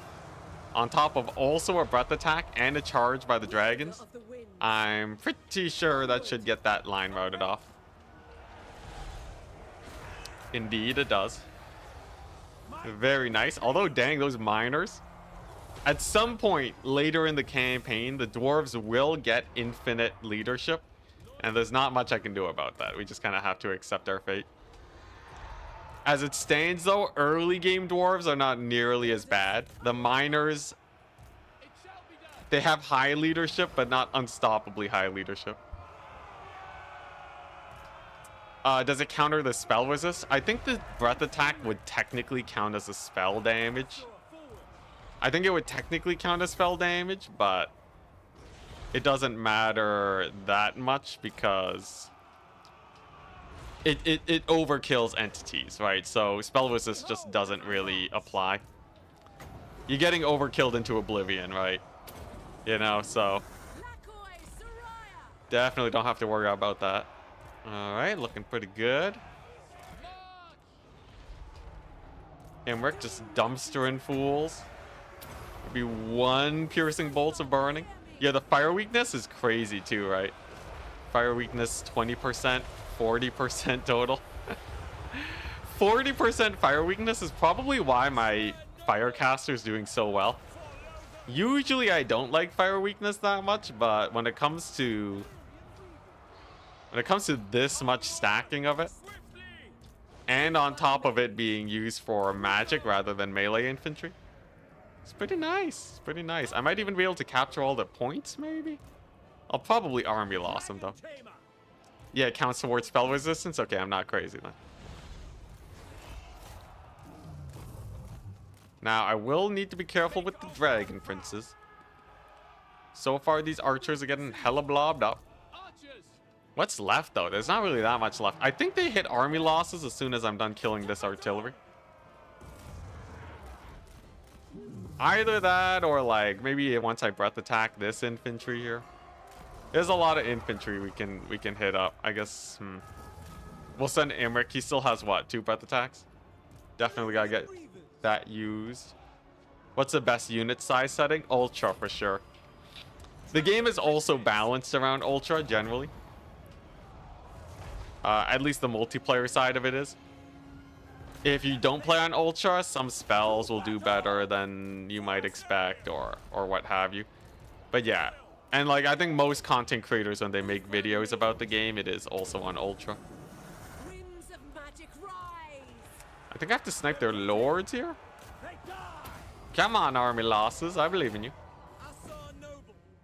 I guess I could also take the mid capture point. It does provide leadership, so that seems like a good idea. So where's my caster at? Just chilling. Okay, well, we got the artillery. I think we can afford the ×4, right? Nothing can kill me here. Not this one dwarf lord. There we go. Lord down. Then we take out this guy. Stain. Imric. Come on, take off. There we go. And then we get the breath attack. Just down the pipe. Maybe get a rear charge. Man, this one dwarf lord just chilling. Should really just snipe him out. God dang, these guys, they don't route. What's left? Okay, here we go. This'll do it. This'll do it. Breath attack down the pipe. Get all of these guys routed. Easy mass army losses.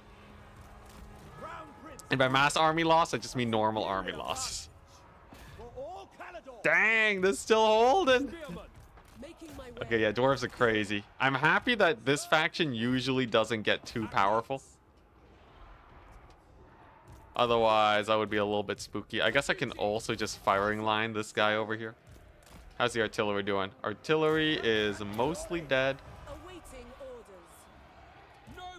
We still don't have the capture point, and that's definitely given them a load of leadership. Okay, now we're good. Now we fast forward. Ah, yeah, there we go. Okay. Dang. Dowie. They really don't let up, do they? This was a more than just a 20 stack, though. So a 20 stack plus, so that should give me loads of experience. Once I can get my healer on a Dragon 2, she should be able to wreck face. Fell in love with Death Magic, playing as Elspeth. Nice, nice. Death Magic is pretty good. I quite like Fate of Buna. Purple Sun is very strong. It has a magic imbuement, which is really good if you ever fight ethereals or anything with physical resist. It also has a leadership hit, which is really good, and an armor debuff, which is like Plague of Rust. Okay, Death Magic is a really nice lore of magic.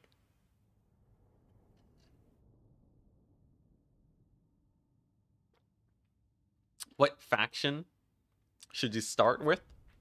Picking up the game again? Play as France. Play as the Empire, I don't know. Honestly, a lot of the DLC lords are fun. A lot of the free LC lords are fun. I would recommend a lot of them. A donation to the dragons.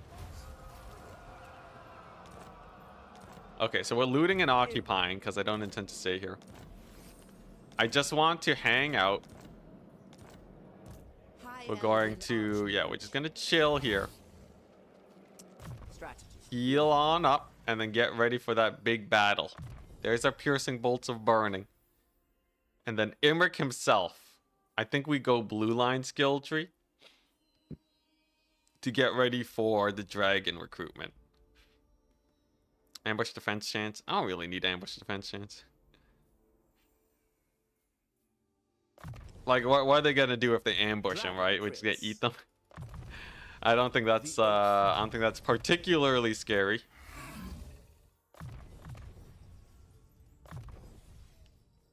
Everyone's leveling up incredibly fast, actually.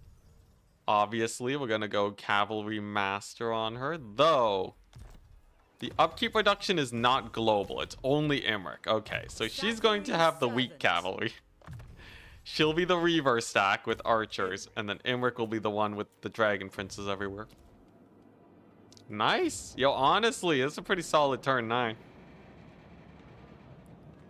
Kislev, if you're a masochist. Ooh, yeah, Kislev can be pretty fun. A lot of the melee factions have been doing well in my eyes, though, like greenskins. Greenskins are real fun. Like Wurzag and spamming Savage Orcs is just a dandy old time, man. Okay, so I'm just gonna get walls here because we can't always be around to defend the settlement. Greatest of the dragon princes. I think she'll be home defense. Imric is just gonna start romping around everywhere. The dragon shall wake. Lothar and Seaguard, ROR, sure. No one. Let's make ourselves nice and strong. We're set up for the end turn. Then I level this up, so by turn 16, I can recruit myself some dragon princes. Kislev is your favorite faction by far. They have so many tools. They have big monsters too. Kislev is really a nice, well-rounded faction. They have artillery. They got your wagons. They got a little bit of everything. They got the monstrous cavalry too. It's kind of like the elves, except hardier, times a million. The elves are so squishy. If you want muscular elves, play Kislev. Muscular elves with guns. What's not to love? The tech tree is nice too, yeah.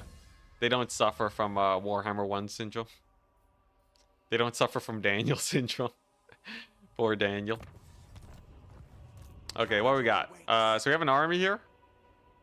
I have a play. All right. We're gonna do the debate again. Right? Just recruit just a couple archers and they will attack us. It is impossible for them to not attack us here. And even if they do take these settlements, we're already on our way to tier 3. So it shouldn't matter that much. Now there is this army here. But at least it means more fighting. Ooh, yeah, there's our missile resist boost. Do I need it? I might as well get it. So we're sitting at 50% missile resist, 10% ward save. Imric no longer takes damage from missile spells. Let's see how the end turn does. And we're going to fight the dragon battle. You would think that with the research changes, they would have given Daniel something to research. Sometimes the world is cruel. Interesting. They didn't attack her. Maybe she was too far away. Oh, okay. We got a little bit of Gorabad action. Thanks for the advice. Hey, no problem. Feel free to ask literally anything you want. As long as I remember to look at Twitch chat, I will answer anything. 'Tis my job. I sit around, I answer questions. Alright. Give me that dragon. So how does this work exactly? I have to click it. Brew War, Protector of Life. Uh-huh. Pride of Ulswan. Okay, so I guess we just go there and we'll be fine. First things first. Okay. All right. First things first. We gotta. So I just have to fight him, right? I just gotta take it. Another ogre army. It's just as weak as the last one. So if they, I love how they're not taking the siege battle this time. They learned their lesson from last time that they just don't know how to fight sieges. Okay, here we go. I would barter for intrigues. Increases your influence in return for tribute. The Ritual War. Defeating this dragon battle, earn its service in your army and all other rewards. Herald will not be encountered again, but the dragon will be repeatedly brought to battle until defeated. Nice. So if we just win this, then we get everything. We get armor-piercing missile damage plus 35%. And oh, dang, wow, armor-piercing weapon damage. That's crazy. It turns my archers into crossbows. Yes, please. Yes, please. Give me that. Give me that right now. We're fighting. Easiest fight in my life. Look at that. It's just the chillest thing ever.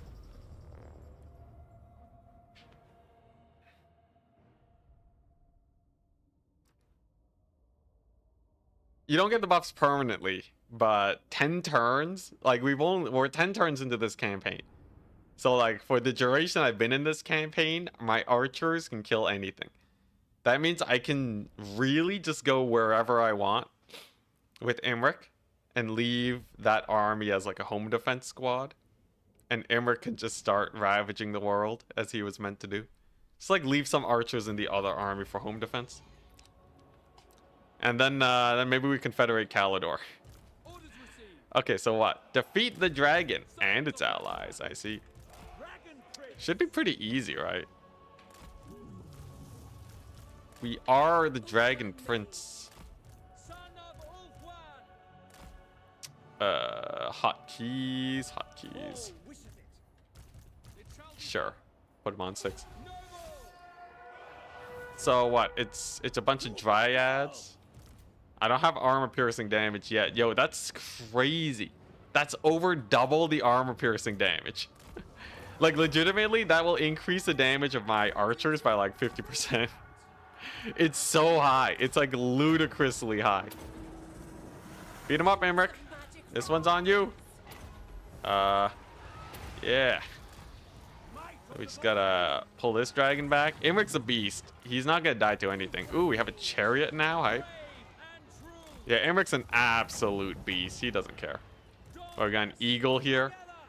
Think a little eagle's gonna be a problem? Nah, we got nobles. Nobles just annihilate that. Dragon princes going ham.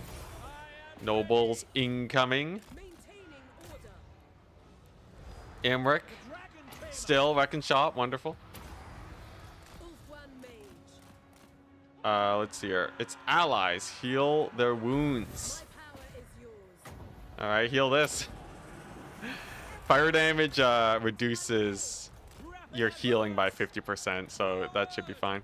Quickly now. Agreed. They're not healing that much anyways, so I don't think we really have to worry. Although this guy, he is putting up a good fight, I must say. Do you have more magic? Not really, but I got cycle charging. Okay, I think it's time we just focus fire this bad boy. All archers on deck. If we can just pin him down with Imric. You can't have that much armor, right? Yeah, 80 armor, easy peasy. So we'll just pepper him up. Yeah, they...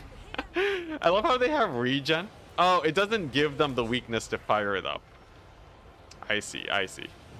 Allies have appeared. Alright, that's fine. It's only 2 armies, right? This should be a pretty straightforward battle. NC's chariot neuron activation. Yo, chariots are hype. They got so buffed. Alright, there we go. Goodbye, Dragon Boy. So, now what? Looks like they... Yeah, I have to kill the allies, too. Should be pretty chill. There's not that much left. Imric can kill a tree man. That is a non-issue. And then, what? A couple cavalry units are here. Also, not a problem, as my archers do really well against wild riders. Okay, now my front line is a little bit... Front line's a little janky, but it's okay. Because look at this. Give everything fear. Well, we deleted that unit over there. Yeah, we're fine, we're fine. The spears are here. Do I have a burning head we can throw down? Honestly, not really. Everything's dead already. Sick. 3 men down. Heal up the Imric. And then what? Then it's just this tree man and a couple hawk riders. Nothing's dying, right? Yeah, we're doing good. Yeah. Sick. Victory. Their plans. Whatever their plans were, they're thwarted now. What do you mean their plans are thwarted? That's like the most generic voice line I've ever seen. Their plans are thwarted. This is a ritualistic battle. Apparently, this is what the dragons do. Yeah, do I just beeline to Zar Nagrund and get a tier 5 settlement? I think I do. I think Zar Nagrund is the ultimate, like, we've done it. First time seeing me live stream. Hey, nice. And you have never seen more reckless gameplay. Yeah, I get that a lot, Michael. I don't, you know. I get that a lot. It's just kind of how I am as a person. Let's see what we got. Ooh, cash money. Ooh, I do like cash money. You like my economy?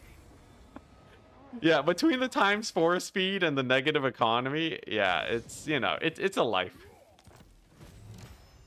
Oh, yeah, look at that. So, I have armor piercing damage on my archers now. And Imric's a god. He's actually a god. 12 melee defense. Yo, this is insane. Okay, so I can just leave some archers in this army now, right? Recruit some madness over here. High Elven So archer. now that we are an absolute raid boss, then we just go over here, and then we get Imric, and then we kill this army. Screw it, I'll auto-resolve. My archers are actual just... Like, look at that damage. Okay, it didn't go up by that much. I thought it was supposed to be +4. What is this? I thought it was supposed to be more. Okay, whatever. Maybe I misread the thing. Regardless, holy crap, that's so good. Wait, yo, this is actually the best item in the game. Whoa, wait a second. Okay, it does decrease your weapon strength by a lot. Okay, wait, that's crazy. Oh my gosh. Wait, how crazy can we get? Doesn't that just make him indestructible? Oh, there's so many good items. What am I supposed to do? What is this? So that's a net.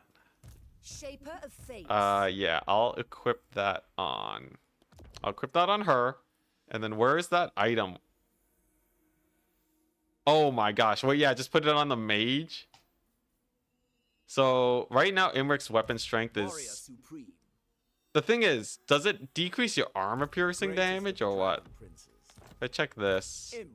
Okay, it does. So I should put it on the mage. So she has 50% physical resist now. Nice.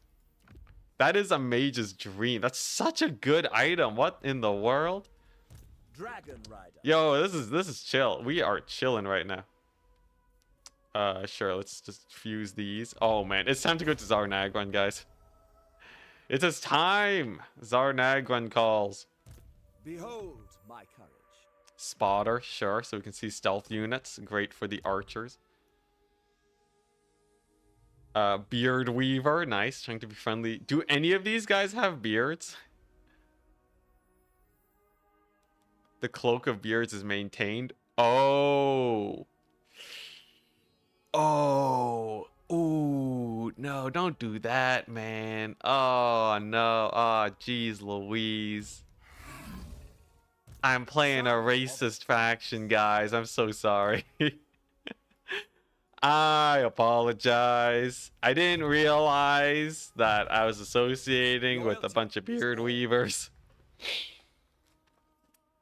Wait, is it? Yeah, because it's winning battles? That's definitely already in the book. Most definitely. Most definitely. Ooh, man. Don't make them come back again. This is like... They kind of wrecked the elves.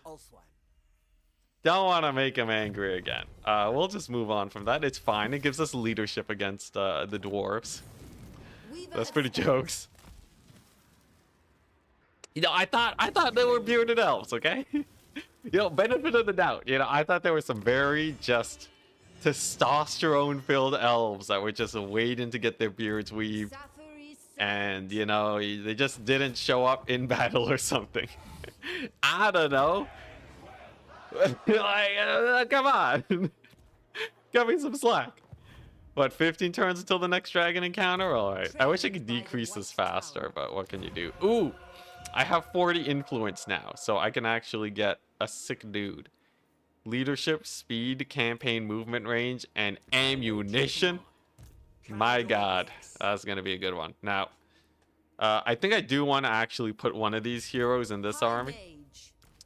Because home defense is difficult. Home defense is difficult. And you're definitely gonna need, you know, I'll put 2 nobles in. Imric's honestly strong enough where he does not need more power. Home defense should go well. In 9 turns, I can recruit dragon princes.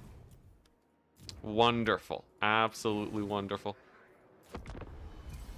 Yeah, chaos isn't racist. They're not weaving beards.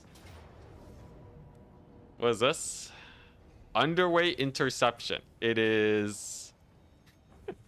It's a laborer stack. Okay. Alright. I should not lose this, right? This should not be losable. If I do, though, she straight up dies. So, we gotta be a little careful. But, like, we should not lose this. This should be a clear victory. Chaos just skin you alive. That's the thing, right? Chaos doesn't care about the color of your skin or the race that you belong to. Skin is skin. To Khorne, all skulls are bone white. Khorne doesn't care. As long as you bleed, it's fine. Maybe he's a bit racist to Tomb Kings, but they got skulls. Everyone's got skulls. Is there anyone that doesn't have skulls? Maybe some undead would not have skulls, but otherwise I think it's pretty well set. Hashtag wholesome. Yeah, exactly. This is why chaos is where it's at. It's how they get their followers. Are they gonna bombard me? Ah, crap. They're probably gonna bombard me, right? What's the cooldown on it? 1 minute? Oh, get wrecked. Okay. So that's bombardment number 1. You know what? Let's just wait for bombardment number 2. I honestly just can't be bothered to dodge it mid-battle. So let's just, Oh, that's not the bombardment. Come on, where's it at? I know you got a second one. There it is. There it is. Okay. All right, nice. Okay, so with that business done, now we can make use of these guys. So I have what? I have a life caster. This is pretty good. Awakening of the Wood slows them by 45%.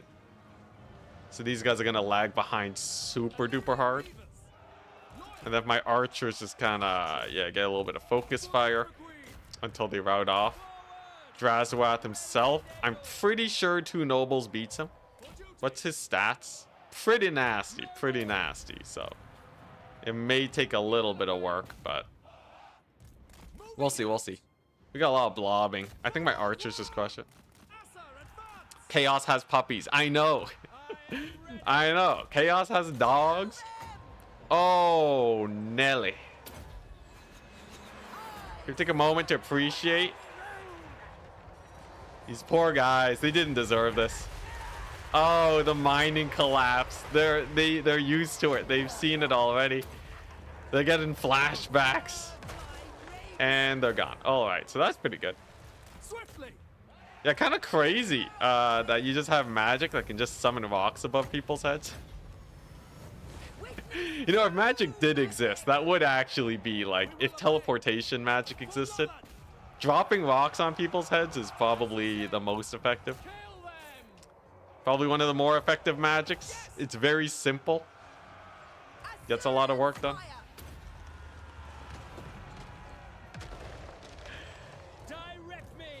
Some have even more than 1 skull. Yeah, I think Warhammer is definitely a one or higher skull universe. All right, there we go. Pretty chill battle. Now it's just killing Drazhoath. He's not too bad. Kill these guys up. And home defense should be chill. We're not even 20 turns in yet, so we really don't gotta worry, right? What's the worst that can take us out? Like, I don't know. Definitely not Drazhoath. He's kind of jumpy. I love how... Okay. So army loss is triggered. So that means that his labor force made out about... It was about 60% of the balance of power compared to Drazhoath. So Drazhoath was only 30% of the balance of power. Still a lot, though. Considering that's an entire army at his back, but... There we go. What's today's challenge? We're at war with everyone, and we're trying to really show off how good dragons and dragon princes are by landing some crazy breath attacks and rear charges. So far, our dragons have already done great. Not gonna lie, though, my archers are kind of clapping cheeks. Other than that, though, it's going pretty well. Imric is like, honestly, this is getting into Blitz campaign territory where we're just kind of showing off how strong Imric is by just plowing straight through the enemy. Just like we're going to take Zar Nagrund before turn 20, mark my words. Imric might just start the pain train and head north. Yeah, Dragon Princes are really hype. The thing is, actually recruiting them is a bit of a pain. I wonder if Imric can global recruit them quickly. I don't think so, though.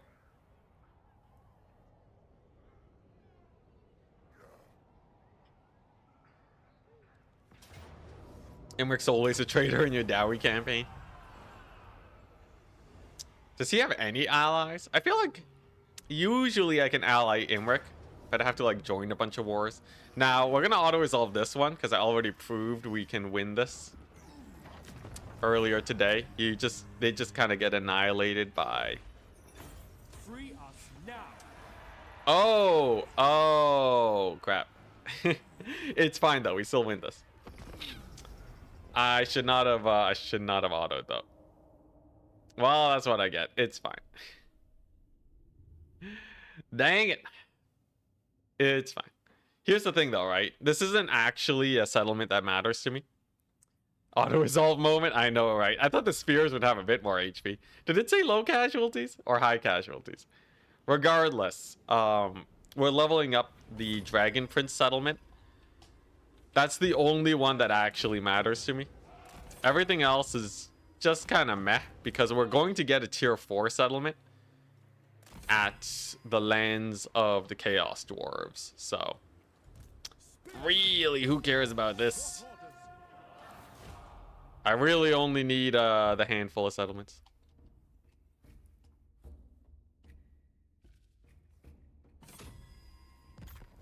Outsmarted by ogres. I know, they got me overconfident.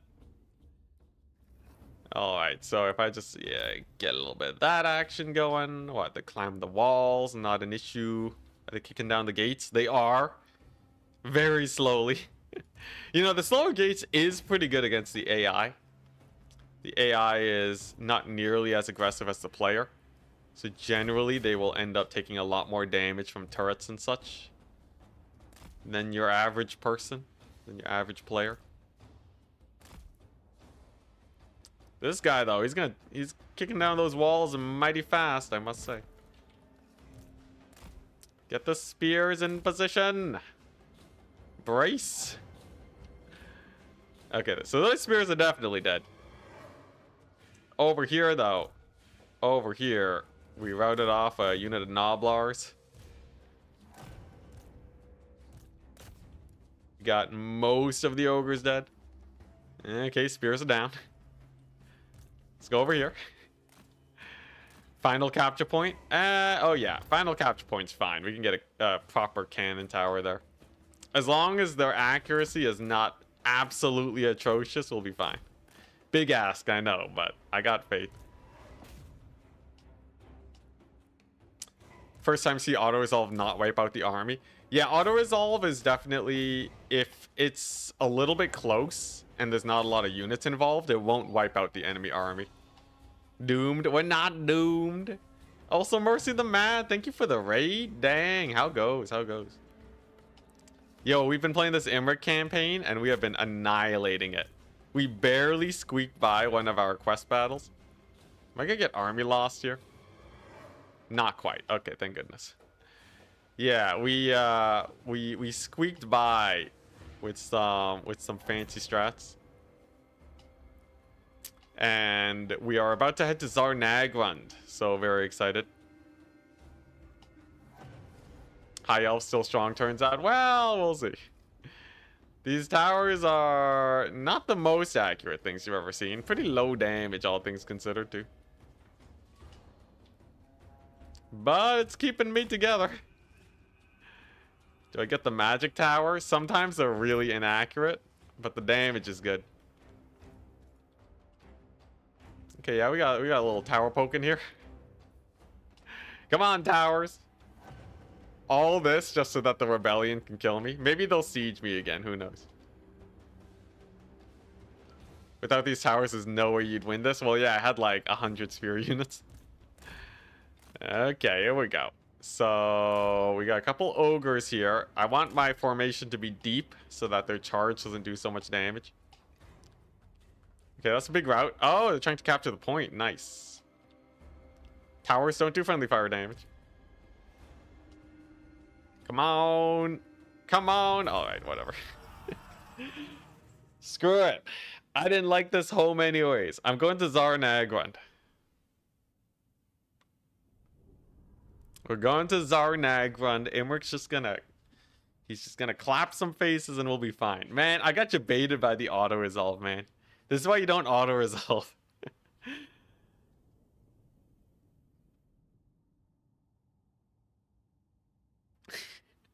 Yeah, Heliophage, calling it a W early.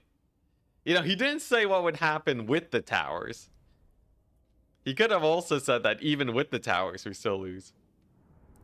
We're moving to Brazil, yeah. We're going north. Alright, the dwarves know what's up. And they're pretty easy to kill with single entities. Now, they just sacked the settlement, so I get to keep my provincial bonuses. That's nice. But this rebellion's totally gonna kill it. Or occupy. And there they go. Rebellion! Alright, so here's the thing though, right? So we killed Drazhoath, we got his missile resist buff. What we want to do is just hang out at the Bone Gulch. And Imric is going to start his long path north. We got 14 turns to get up here. That should do. That should do. So let's just...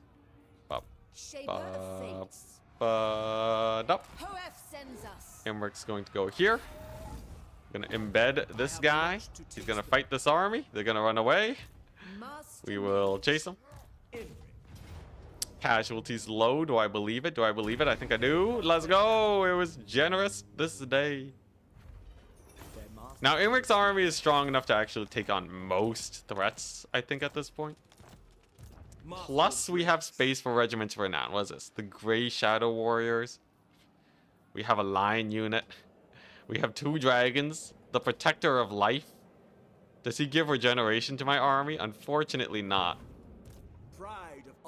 But yeah, I think this is what we do, right? We just start bulking it. She can get to that settlement next turn. So home defense should be relatively safe with these nobles chilling in here. Ooh, campaign movement range and chariots. Lothern Sea Guard. Man, there's so many of these. Let's see, dragon units, casualty replen, and ranger archers. So probably this one.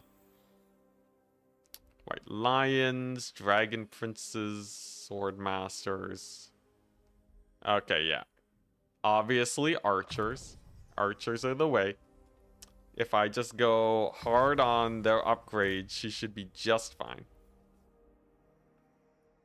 And then Imric can get slightly more wary so we don't get ambushed. And then we're ready. Yeah, I think we're ready to just start blitzing north. So I just got to get myself here. And we should be able to get our mega settlement set. You like that those options exist? Which options? What, moving to Brazil? Prince of Calador. Your campaign is to prove that dragons, a tier 3 to 5 unit, are good? No, dragon princes. A lot of people don't like dragon princes, but they're actually performing as well as my dragons this campaign. Magic in purest form. We'll also at war with everyone, which is just kind of fun. Mostly we're just here to have fun though and romp around and take super crazy fights. So far we've already had a good number of fights, which is good. It's good, so it's good. Why would I get dragon princes when I could get dragons? They should be cheaper, right? I think.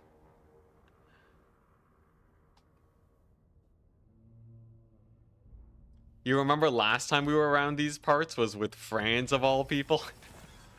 Yeah, I guess most of my campaigns don't usually go here, do they? Most of them are like in this mountain range, Cathay or Lustria.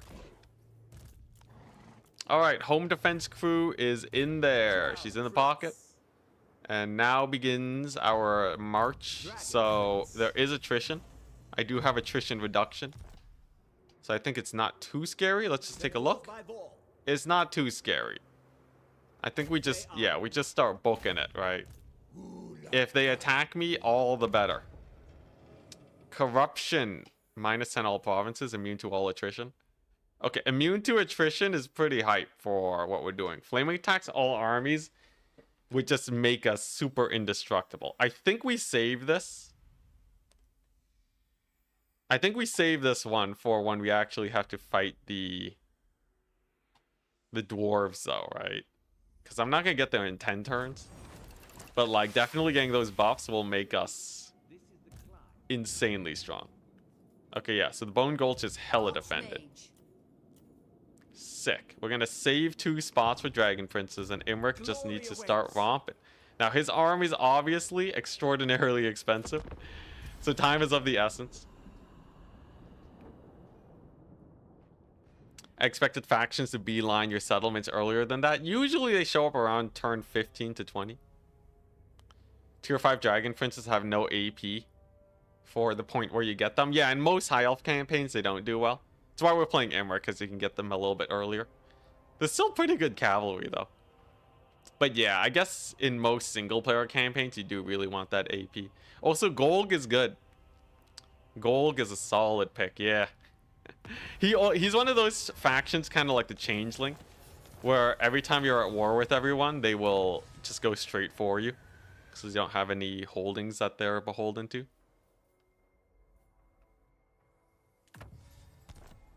So this is how we make money. Now, he's a little bit off the beaten path, unfortunately. Okay, sick. Now, here's the situation, right? Oh wait, no, we can just kill him. We just kill him. He has like nothing, man. Oh, I think a couple laborers and some ogre boys are gonna scare me off. Imric like solos this entire army. Legend got a video restricted? Say what? What do you mean he got a video restricted?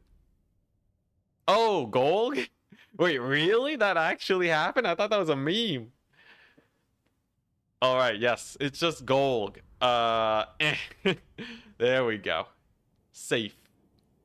All the advertisers love us now. I thought it was like... Okay, I see. It got some other people too? That's terrifying. He who shall not be named? Alright. We're calling him Golg. And nothing else. He has no other name.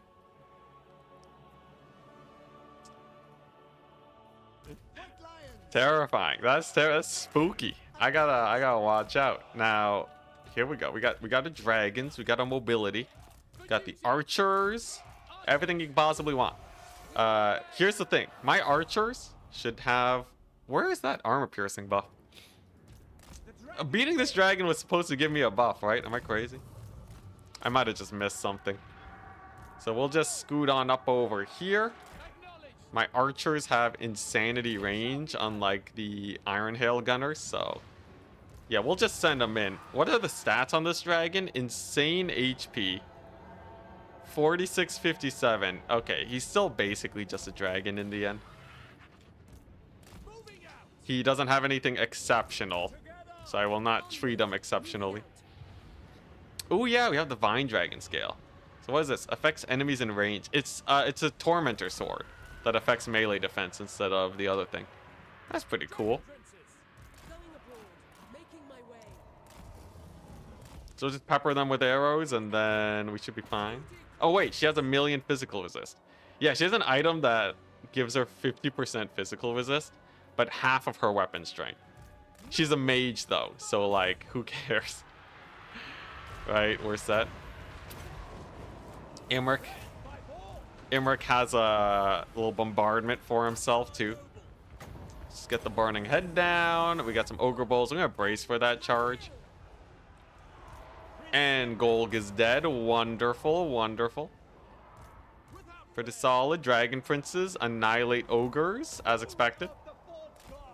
And then it's just chaos dwarves. Now, how spooky can they possibly be? I don't think very spooky.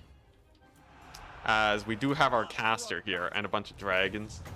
So like, can I just whoop, we're getting shot up a bit. Yeah, can we just send the breath attacks? What is this? A skull cracker? Okay. How accurate is Imric's breath attack? There's a weird thing where sometimes tracking can be off on it. Yeah, it's no Elspeth. Definitely no Elspeth. But that'll do. Now what's gonna do way better is this one burning head. If I just send that down the pipe. Pretty sure we win this. 220 kills. Yeah, burning head's pretty good. Yeah, the crazy thing about this lady too is because she's indestructible, we can just use the Vine Dragon scales to muck them up. And then like we just send her straight into the middle of the enemy and then net them. Okay, I totally whiffed on blocking that Skullcracker. It's fine though. It's fine. What else we got? What? Big old bombardment here? Sure. He's shooting arrows at my fire dragon. He has fire resist though, right? Yeah, okay, so he doesn't care. We're actually really well set to kill Chaos Dwarves.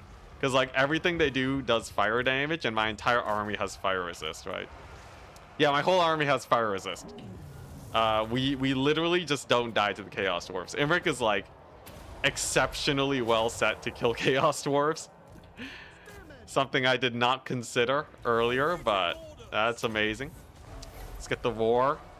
Minus leadership. Plus burning head. To get routed. Unfortunately, the lions kind of suck. I thought they would hold better. What can you do, though? That burning head will get a lot of work done.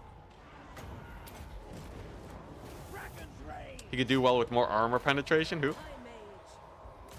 What, on his breath attack? I think his breath attack is already pretty decent armor penetration, if that's what you were talking about. Elspeth's breath attack though is crazy.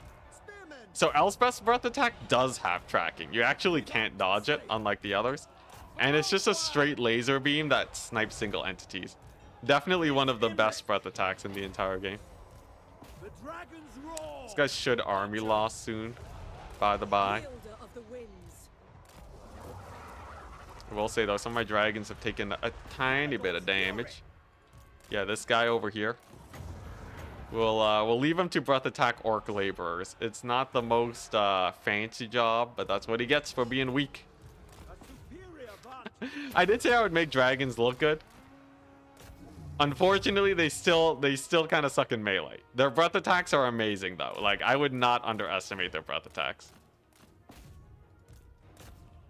Okay, nice. Don't want to die to the skull cracker. Oh, they haven't even army lost yet. I thought they hit army losses. Okay, there's the Lord Death. Now it's army losses and I just have to kill this thing. Okay, pretty good, pretty good. Wish this guy had some healing. Like his battle, but I guess he can't have everything. Yes, if they cast Flaming Sword, they would do significantly less damage to my army. Technically, the fire passive is minus 20% weakness. I guess if they already are doing fire damage and they cast Flaming Sword, it does remove 20% of my resistances. Moon Dragons are superior, yeah. For fighters, you want Moon Dragons. The Yellow Dragon is specifically, it's mostly just there for the breath attacks. Go the Akori route and call him Gold Friend Manhugger.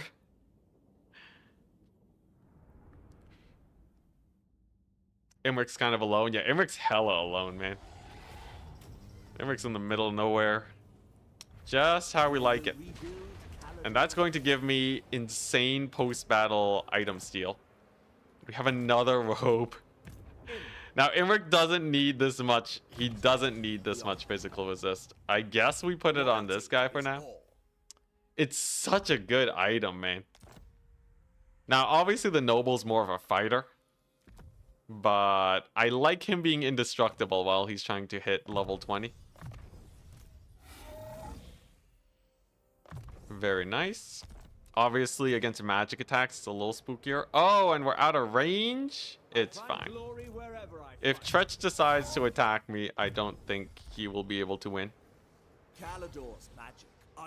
Let's just scoot up towards him. Why not? Yeah, so he's going to bring in both of these armies, attack me, and then get massacred.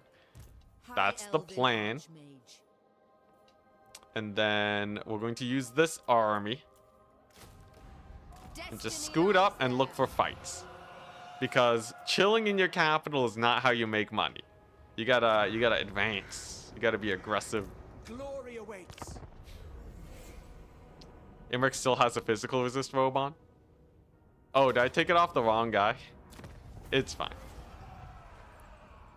At the very least, if we do get attacked, he'll be indestructible. Yes, he does still have the Robon. I took it off my mage. Oh, that's funny. All right, well, it's fine. Imric's going to have 50% physical resist for this battle and 50% missile resist. So he can draw all of the fire from all the Skaven. And honestly, he still does like 400 damage a hit, charge bonus too. Definitely gotta take that item off after though. I like a fighty Imric. This will be great though. This is one of the bigger battles. Imric solos, yeah. Like legitimately, he can probably solo this entire Skaven army. But we're gonna use our army to help him out. Just in case, you never know. So what do we want to fight? This water pit is good. That's definitely a, you know, a murder pit for the Skaven. If we just park our guys here, then we should be able to use that to our advantage. I love how my mage is the one that does damage now. All right. Yeah, so cavalry can wait in the forest. And then once they get close enough into here, they get loads of debuffs. Because they're infantry. And then we're good. Imric is just gonna kill all of the lords to start off. In theory, these guys deal no damage to him. Can also increase his damage too. Yeah, it doesn't really matter that he's getting damage debuffed. Because he's still a beast, right? And he has piercing bolts of burning. There we go. Doing more friendly fire to each other than anything else. All right. And so begins the battle. It's all about sniping out their generals. We just want their leadership to become nothing. So I'm just going to land Imric so he has a little bit of an easier time fighting this guy. Here come the doggos. Actually, you know, yeah, I think the item's not that bad on Imric. Like, he really doesn't need that much damage. He already does so much damage. He still solos this guy. How about a Lion Chariot army? It'll take a while to get there, but if the opportunity presents itself, I don't see why not. Alright, now these warp grinders are an issue, however. I'm just gonna send the green dragon on them. Because otherwise they will melt my infantry like no one's business. Yeah, there they go. There they go, infantry melting. Get a little bit of an AoE. Couple dogs. Not a big problem. Yeah, and then I have one dragon horn for like each of these armies that show up. I'll save one burning head for each of these armies. We gotta stay economical, right? Woo, those dogs. Look at that damage. Jeez. A little bit spookier than I thought it would be. Okay, so that's army number 1 gone. Imric is escorting this guy off the battlefield. Ooh, big hit, big hit. He was chasing him weird, so I used the halt command so that Imric would stop moving, and that gave him his attack animation. It's a little tech you can do if your guys aren't chasing properly. Unfortunately, I still did it a bit late, but we're fine, we're fine. And we got him. All right, so Skaven Lord's dead. Now we're gonna go for the Grace here. I'm just gonna snipe all of their lords, man. Imric doesn't care. Imric has no friends, but he also needs no friends. He's a beast. He's an absolute beast of a lord. Oh, geez, not again. I swear, these summons on my infantry. Much pain, much pain. Honestly, if I just overcast Burning Head, I think I can rout these Skaven slaves. There's the net. Wonderful.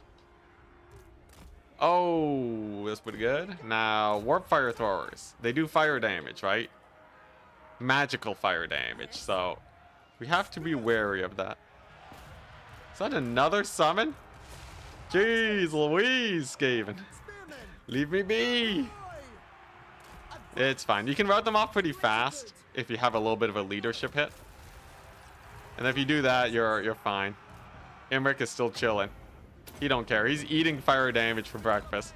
He has maximum resistances there, so we really don't got to worry about that. Unfortunately, he does kill these guys a bit slow, but can't have everything. There's another warp grinder team. Want to focus fire them. And then we're just kind of methodically picking them apart. I would ×4, but I'm terrified that I'll accidentally lose everything. What, another burning head down the pipe? Yeah, that'll do. Here, let's just give him healing too, why not? Technically, his healing is worse when he's taking fire damage, but I really can't be bothered to disengage Imric right now. We're kind of trying to win this battle here, so I'm gonna do that. Also, the early game Dragon Princes. So they have 125 armor right now.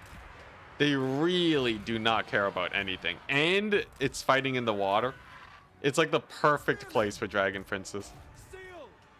Love the smell of warp fire in the morning. Yeah, Eric's just chilling in it. He's trying to get mutated, but he just can't. Poor guy. Okay, so warp fire thrower team is here, so we'll give them a breath attack. You know what? Let's just send the infantry in. We're doing well enough where I think we can just clear up. And fun fact, because we have fire resistance, we can just friendly fire my own spearmen and they barely care about it. Yeah, they don't mind. It's a little toasty. It's a little toasty, but that's gonna help peel off the Skaven. Oh, okay, but we do have some warp fire throwers here. That's a little less pretty. I'll definitely need to deal with them. Now, Imric does kill off another Lord. His Lord Snipe hunt continues. What am I focus firing? Probably the warp fire teams, because they're the only things that can actually do real damage to me. Kitty cats can just chase down Skaven. You know, if I had more cavalry, you could totally just chase these guys off and not have to fight them multiple times. This'll do. Have another breath attack? Almost. Some of them are getting it. Oh, and there's Tretch. There's my man Tretch. Now, he does hurt dragons pretty hard. He has anti-large. So we must be wary. We must be slightly wary of him. Thankfully for me, he has no infantry support. He's going to get massacred. How's Imric doing? Imric's still kind of janking on this guy. I wish, oh, geez, my dragon. I wish the game would be a little bit better about chasing units. So I swear, sometimes units just really do not know how to chase. There's like a weird mix where like the animations and all that can just muck them up. All right, nice. And now we kill Tretch. You got a caster on him. Imric's coming back home. He's gonna snipe a couple more guys. Tretch looking low. I would fireball him to death, but he's already in melee. So I'll stick with this. Maybe extra melee attack to punch through his melee defense.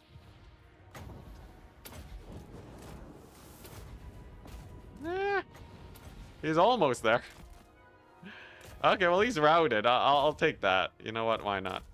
And yes, I am just going to ×4 speed now. This battle's basically won, right? We got Tretch. We got all of his armies. It's like an odd weapon team here or there, but they...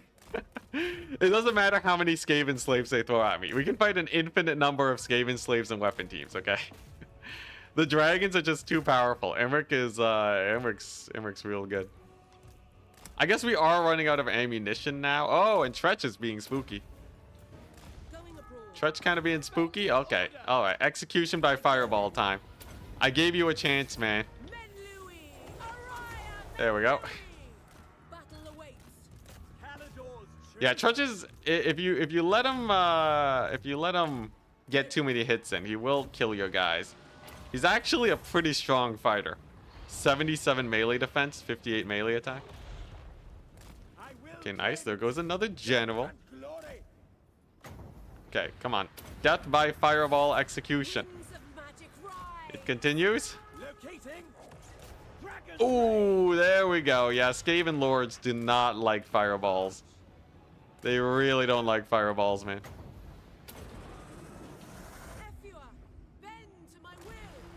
Flying Scar Brand 2.0. Almost feels like it, yeah. Okay, nice. So now we got the Warp Fire Throwers. We have fire resist. Not a load of it, though, so I have to be wary. I guess I'll chase Drazhoath with the dragon. They should hit army losses soon. There's not that much left. And then we can just recruit a bunch of regiments for Renown. That should be good for us. Yeah. Look at that. And we can top off Imric with a bit of healing. And then Caster. Caster's a little bit low. Guess another burning head. Ooh, I should just fireball these guys. Just keep spamming fireballs on their characters. Yeah, there we go. There's the army losses. Wonderful. All right, nice.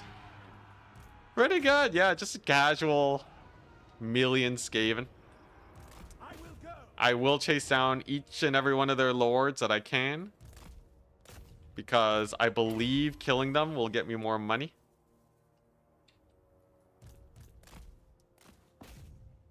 Oh, yeah, there we go. There's another one. This is like such a Skaven disaster, man. Lost everything. Yo, Imric is so well suited for fighting in the Darklands.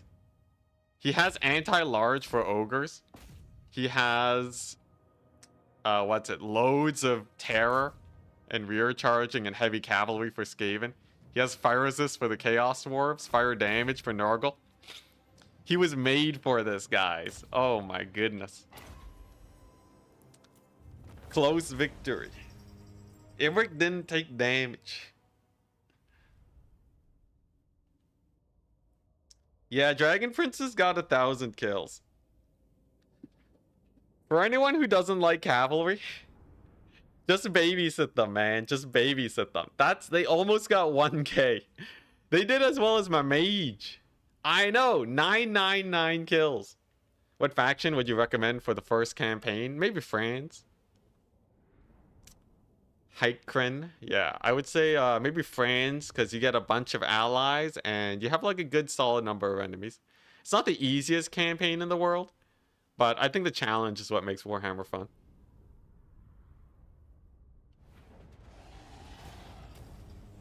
Nice, no notable losses. So we just heal up and we're good. Tyrion is a safe choice. If you like easier campaigns, play Tyrion. Yeah. A lot of the Order factions are nice. Then again, if you just want to, like, you know, if you like melee units, if you like the Warriors of Chaos aesthetic, you know, a bunch of strong men in heavy armor that are evil, they're actually one of the more chill campaigns. And you get a lot of allies there too. So that's honestly like one of the more chill ones. One where you learn the game. Okay. Honestly, yeah, those would be my top picks. Tomb Kings are really easy because no costs. Yeah, but if he's learning the game, I feel like Tomb Kings are. The dragon shall wake. They're really mechanically different, and there's a lot of like unintuitive stuff there. You know, let's just not get Flaming Sword. Yeah, Tomb Kings are really mechanically kind of strange. I wouldn't recommend them for our first campaign. Whoops, wrong guy. Take that off Imric. Because Imric needs to be just a beat stick. So now we just go here and heal. This will be child's play. Pride of Ulswan. But yeah, Empire has like a nice diversity of mechanics and units where you can learn the game and still have a bunch of guys that you can fight. I think Imric's a great one. Yeah, so I'm just gonna take these guys out, take their settlement, and then just sit back, relax, and heal at it. And then we make our way to the other guys. We make our way north to the Chaos Dwarves. Does declaring war on everyone influence AI behavior a lot? A lot of factions get destroyed in your campaign much faster than they usually do. It's actually a little bit off. The AI, the, like, you know, faction destroyed thing doesn't show up if you haven't discovered them. the mod auto discovers a lot of the AI. Direct me. I don't think they declare war on each other a lot more than usual. And honestly, I think the pacing of AI death is actually pretty comparable, I would say, to usual campaigns, but I might just be misremembering.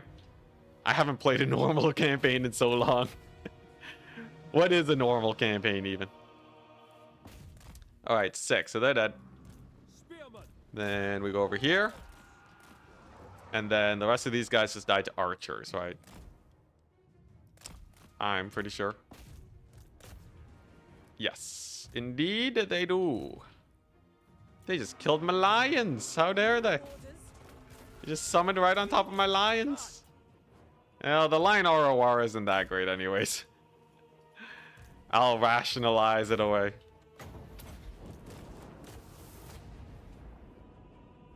Although, do they live with one entity? Hard to tell. What, they need 5%? They have 24 entities usually, so they should be permadead. You always recommend Gorok. He's indestructible and starts with the best caster in the game. Gorok is definitely like a powerhouse campaign. I don't know if he's like a learn new mechanics guy, but like, I don't know. A lot of lords are fun starting out. You can't really go that wrong as long as you don't pick like a difficulty mode that's too hard for you.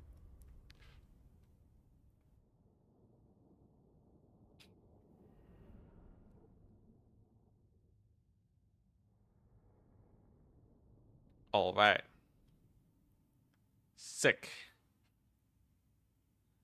Okay, carrot shell, that comment makes me a little bit uncomfortable, which means it could make other people uncomfortable. I'm just gonna remove that comment. Nothing against you personally. They will rebuild Caledor. There is definitely some topics that are probably not to be talked about publicly, though. We keep it casual here. All right, here we go. Let's take this settlement. So there's more Skaven armies, but from what I've seen, it's just all Skaven slaves. I don't have to really worry about it. Oh, it's a Star Wars reference? Ah, I didn't get it. Anyways, nothing wrong with you. As you were. Warhammer 2 starter factions are all good for first-time campaigns. Yeah, Warhammer 3 is kind of weird, where I feel like a lot of the starter factions are just kind of like... They got a lot going on. Although Kislev is definitely, like, Kislev is great, Kathea is great. And then you have other factions to spice it up. A lot of the demons are a little weird. Not like... I wouldn't, like, immediately recommend a lot of the demon factions. They're also sometimes not as exciting. I don't know. How are demon factions nowadays in terms of how exciting they are? Are they good or are they kind of eh?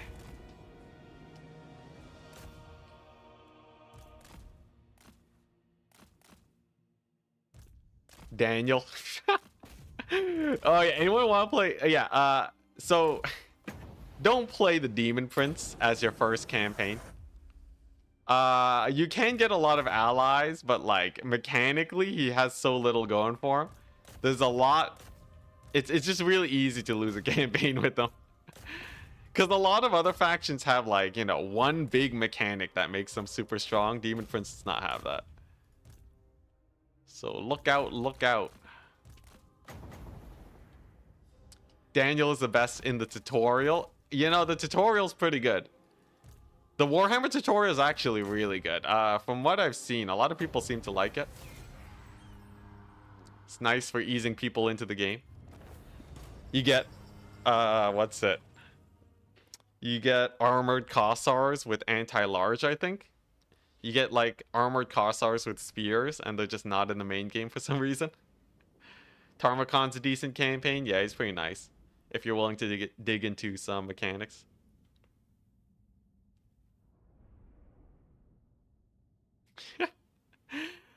Imagine buying Warhammer 3 on release for $50 and playing Daniel as your first Realms of Chaos campaign. Here's the thing. If you're not playing on Legendary, and most people aren't, Daniel is not that bad.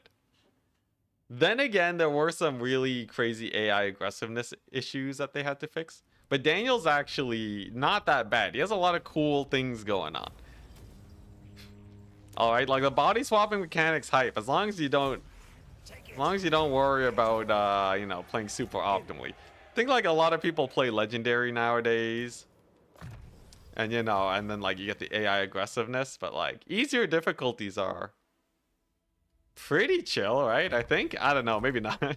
Wasn't there a weird bug where normal difficulty was actually like hard difficulty or something like that for a time? I don't know. Warhammer releases are always kind of sus. Yeah, I think there was something of a bug somewhere there. All right, sick. Easy auto resolve. So this army's paying for itself. Good stuff. Good stuff. It's farming influence for us. She's chilling. We're gonna farm winds of magic through that. And next turn, we can finally get our building started to get our mega dudes. Get our dragon princes going. So that will be good. We can also maybe retake the Fortress of Vorag, but I really want to just defend Bone Gulch right now. We have 4 turns of upkeep. Just how I like my finances. And yeah, as long as we get the heal, we should be fine. Tower of Gorgoth. That sacks for... Okay, another turn of upkeep. Yeah, so I should be able to like hit Crookback Mountain, Tower of Gorgoth, and then we're set for the final stretch into the lands of the Chaos Dwarves. I still have 8 turns of attrition immunity, which is really good in these high attrition lanes. Yo, Imric has everything. He's so well prepared to be fighting here. Daniel's mechanic is so lame, so it got a bad name, so now people badmouth it into oblivion without even playing. Yeah, you know, there was definitely a lot of an overreaction. It definitely still is not as cooked as many of like the DLC campaigns. But like, you know, I had fun playing Daniel. There was definitely a really big notice of like, man, it just kind of feels like he's missing something. You know, and I'm not even memeing. I'm not talking about the tech tree. I mean like, it feels like he doesn't actually have much of a mechanic outside of the Build-A-Bear system. Kissed by the moon. And then like, yeah, just kind of unfortunate for the man. Actually, no, let's just encamp stance to make sure I heal and then start going here. Do you know about free Empire armies? I heard about that. I don't know how to do the exploit, but I definitely heard about it. Greasus. Does he give me money in my territory? I think he does, right? Doesn't he help with economy or something? Something or other? I feel like I remember people saying that he has an okay defeat trait. Yeah, I'll take it. When will you be able to recruit ROR Dragon Princes? I think soon. Trade bonus? Okay, that's kind of useless right now. The Elector Count defense battles, you need to have your commander die. Oh, that's hilarious. Okay, so it just spawns the free armies. Do they also have 0 upkeep? That would help them out a lot. Okay, archer line for focus fire. Checkerboarding, so I don't look lazy. I'm using alt and drag, by the way. Control spins them. So, you know. Check that out. For anyone who is still learning their controls in Warhammer, I get it all the time where people are like, yeah, how are you moving your units? Yeah, it's pretty sick. Great for speedrunning Warhammer, I must say. Ooh, double nobles on eagles. That's pretty hype. Okay, so let's just do this. We just kite him out. I could try to snipe the big man himself, right? Let's focus fire. Trade bonus and 20% local. Okay, 20% local is good. Unfortunately, right now my local income's garbage, so not really much to do there, but definitely we can make some use. Dang, does he have a lot of missile resist? Ward save physical, I see. So he'll take a little while to chunk down. I guess I can slow him maybe. Is there any way I can slow him perhaps? Yeah, okay. Now, I don't have much of a front line, I just noticed. So I'm gonna have to sacrifice my cavalry. A little awkward, I know. But if we can kill Greasus, it'll be okay. Now, focus fire is the name of the game here. Oh my god, what in the world is that? Oh my god. Okay. All right, Greasy boy.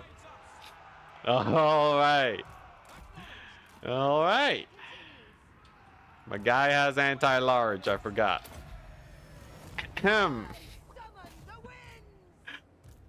So that was terrifying. Thankfully, we slowed him down a bit. You've been greased. Felt like I got greased pretty hard. That was nasty. That was so nasty. What in the world? Yo, Greasus actually one of those strong lords? Is he one of those strong men that I've been hearing about? Okay, so definitely we're gonna have to shoot him to death. My nobles stand no chance. One of them's already routed. Terrifying. We got the Nobbler horde on top of us. After 300 buffs in a row, Greasus has become not terrible. Yo, that was insane. He just clapped their cheeks, man. In like 2 hits. What is this down the pipe burning head? Alright. AI's cooking, man. I don't know what the AI just took, but whatever they did is terrifying. Alright, let's get out of here, man. Let's just get out of here. Our settlement has spears. They'll have a front line. I can make use of that. We're just gonna disengage. Should have autoed. Okay, so Greasus is terrifying. Note to self, do not fight the greasy man. His ogres were actually pretty spicy too. Now, we did put a dent in them. We killed off about 5 ogres and a unit of Nobblars. Only has a couple left. So, retreating to the settlement, we should be fine. I know. We did worse than auto result.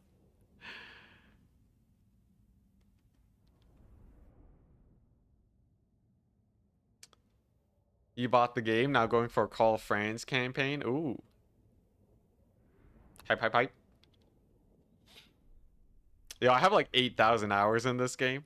It's definitely one of those games where you can squeeze your value out indefinitely. Seek safety. Yeah, seek safety, my goodness. Okay, so there he is. Now Gorbad's also here. That's another issue. The most gifted. Now I could march into the settlement, but I think we just have to stand and fight. Settlement thankfully has a good amount of stuff. Now there is a chance that it gets sieged. If it does, there's no way Greasus sieges the settlement though, right? That's impossible. Actually impossible. I could get cultural technologies. I guess that's pretty cool. What am I doing? Trade advancements? Definitely useless. Okay, yeah. Let's just get our tech tree going. We're gonna chill here. I have no money. I don't have no money. Where did it all go, man? Where'd it go? I thought I was rich. Has forsaken us. Wait, what happened? Oh, it's these buildings. They're so expensive. Okay. Screw that then. Yeah, the buildings are really expensive. Okay, that's fine. So, yeah. Here we go. Trade advancements aren't too bad. Really? Okay, I'll take a look. There we go. Okay. All right. Now I just have to not let my nobles get clapped. We're going to play the battle. We're going to heal up the nobles, and then we just win. They're not actually trade advancements. Yo, hype. You hate the High Elves tech system? Yeah, the unlocking tech trees with buildings. Especially where a lot of campaigns you can't get buildings super fast because of low growth.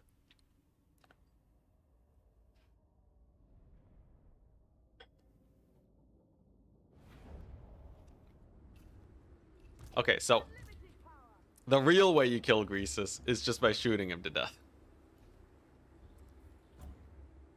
just gonna shoot him to death. Okay. Yes, let's get that. What's your favorite race? Vampire Coast is my favorite in general, but I haven't really played them much. I think, so there might be like some other contenders.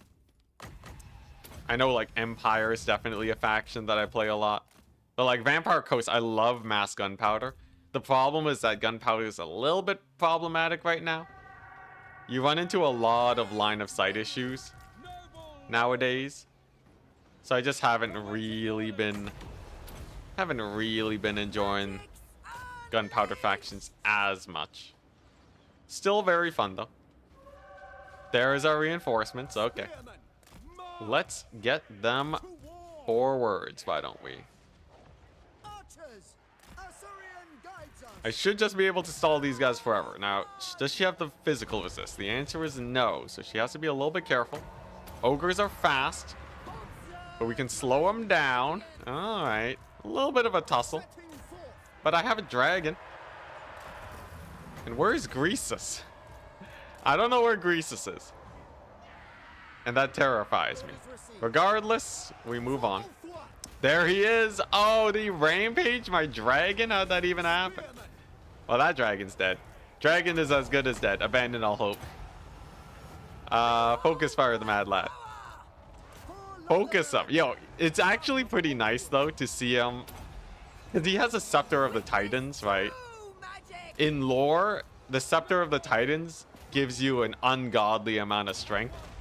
And to see Greasus actually making use of that strength in campaign, finally, is quite the sight to behold. Now, he still cannot resist the power of bullet.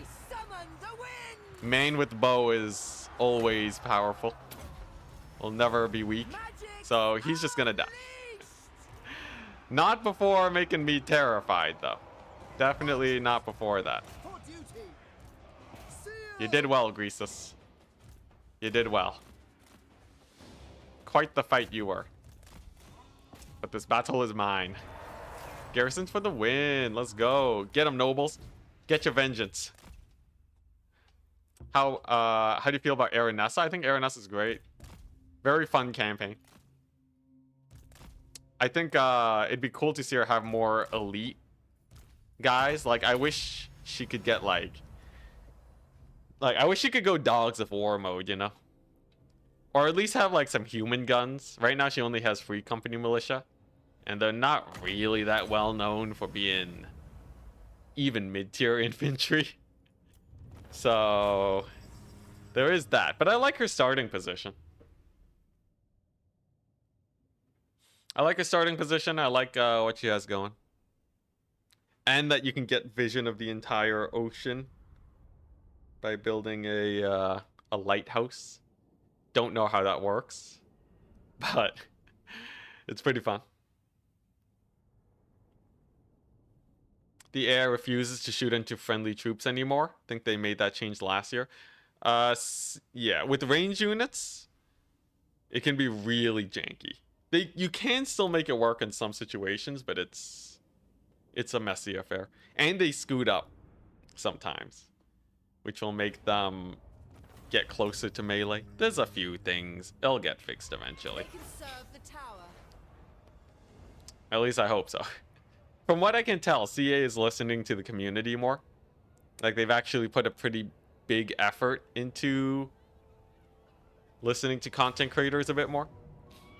I've seen it especially, you know, it all started when I noticed that they added some of the multiplayer maps that Turin was asking for like a really long time.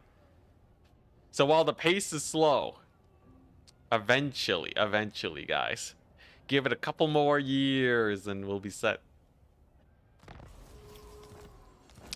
All right, Imric is healed up. Income from all buildings, local province, 20%. Recruitment rank, +1 for beating Gorbad. That's pretty nice. And a larger thingamajig. That's pretty good. I like that.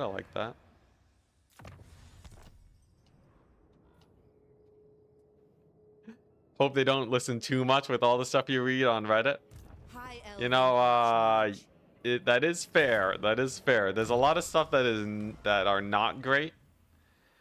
But like, you know, at least as long as they're making changes, I think it will trend in the right direction. I think making, you know, even if they implement something that is genuinely screwy, we've seen that they have fixed it within a couple of days. That is huge in terms of an improvement for CA.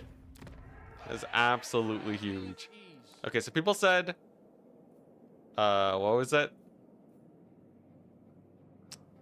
One of these buildings, trade advancements was decent. I'll try it. Scooting with range units is really annoying with Gorbad with his entrench ability. Oh, how does it work with his entrench ability? Does it like really screw it up? You know what? Screw it. I'm marching. We're on the march. Look, Imric is not gonna die. Okay, Imric is indestructible at this point. He's chilling. We're just gonna get all the way to Chaos Dwarf lands and beat him up.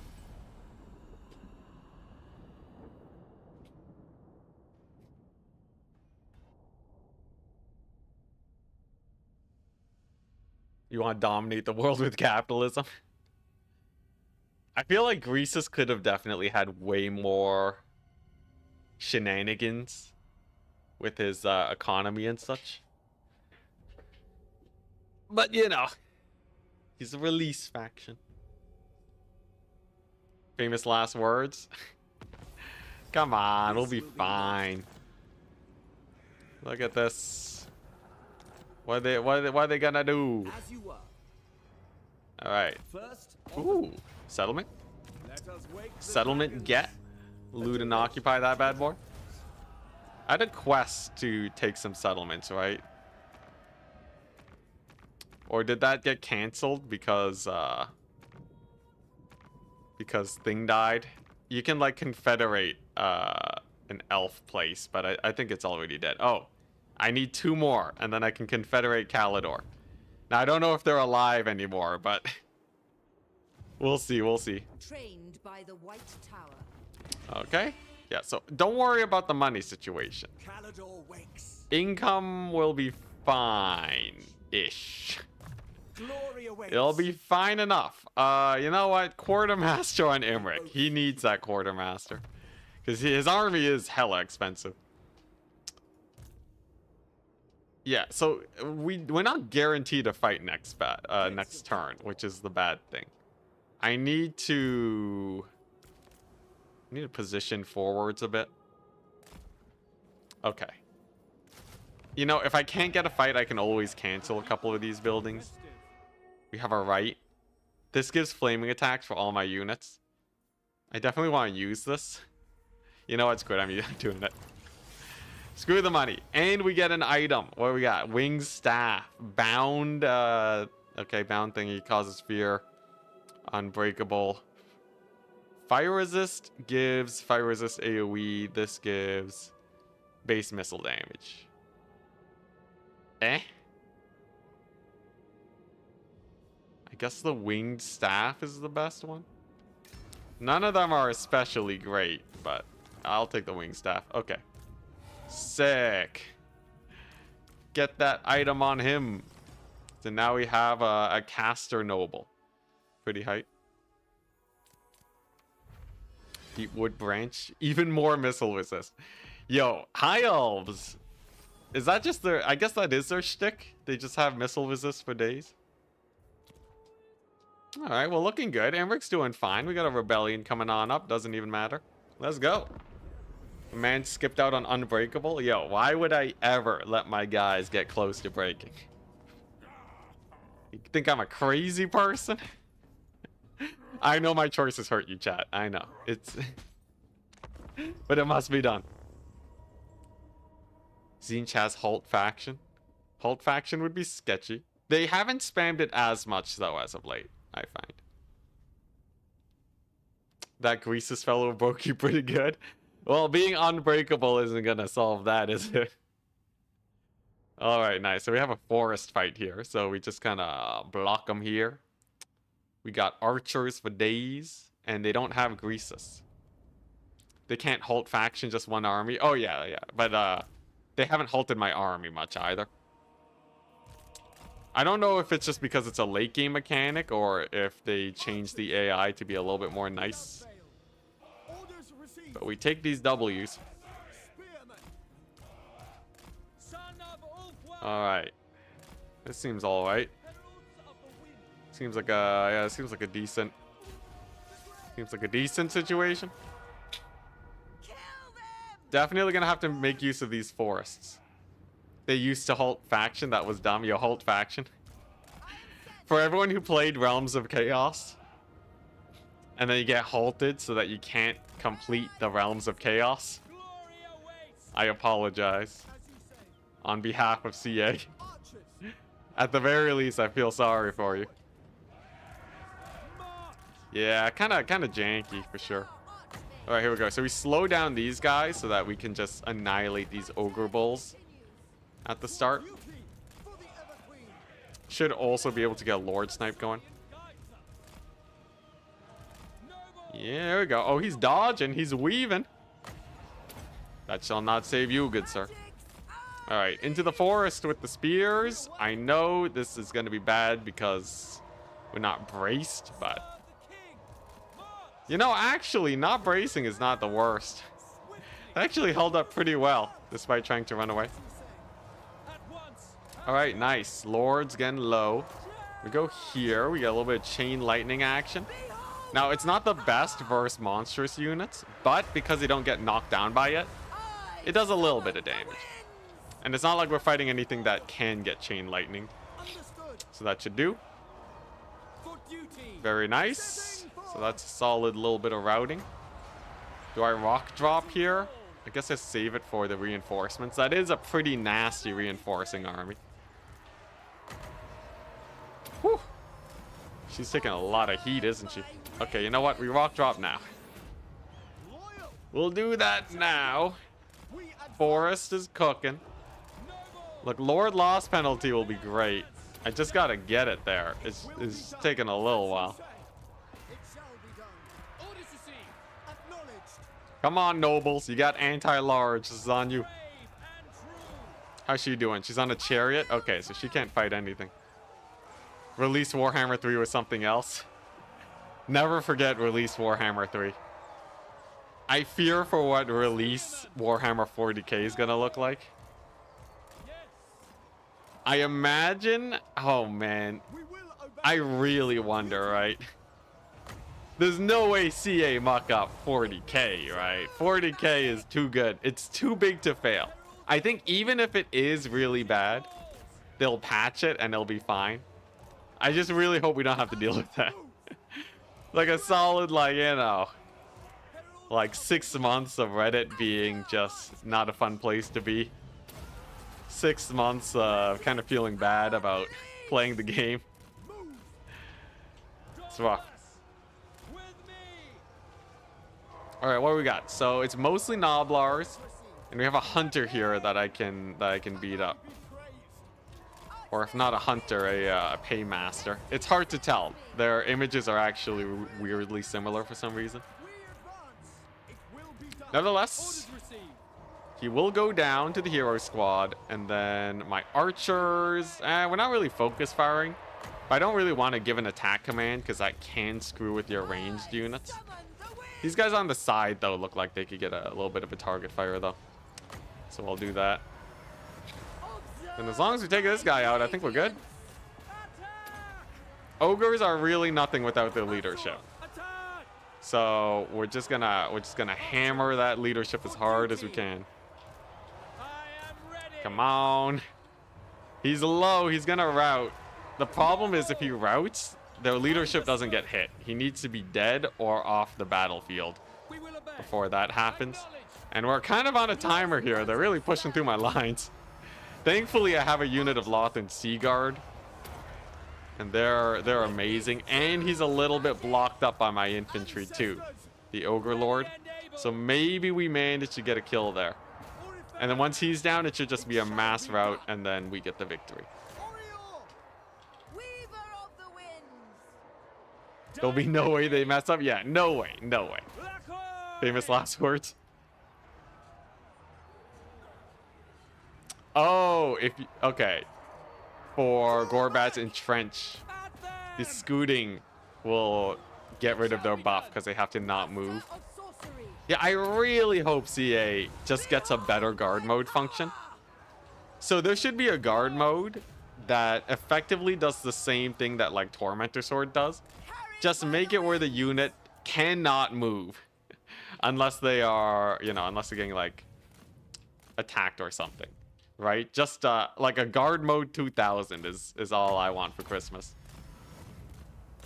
Also, this is not the mass route I thought we would get. Now, a rear charge by these big birds will definitely help.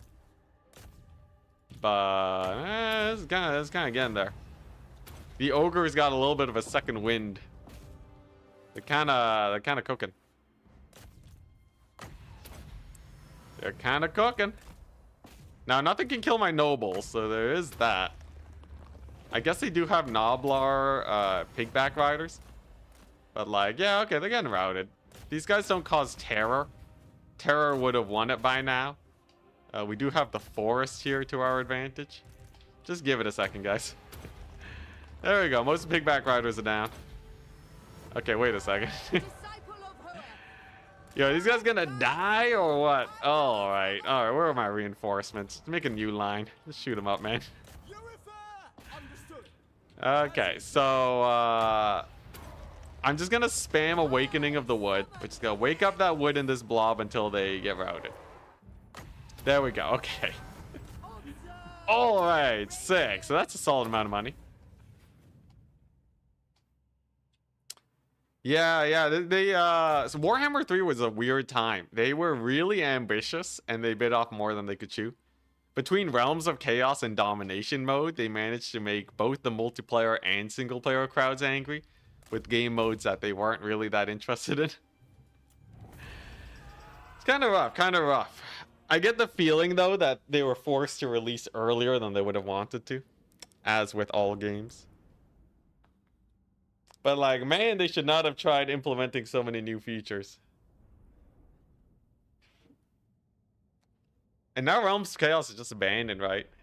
So in the end, it just wasn't that worth. I don't know though. It's hard to tell.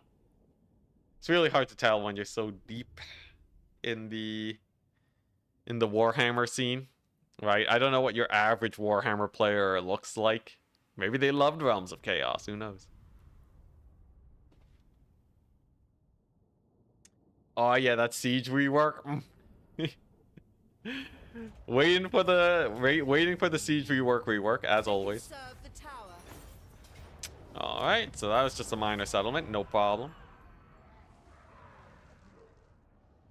One of those huge domination battles. Oh yeah. You know, it was kind of fun with the. It was like fun for a little bit. They're kind of like mini games, but they're not really like the core gameplay. You know, and it's always really hard making new game modes because the core gameplay has been developed and refined over like actual decades.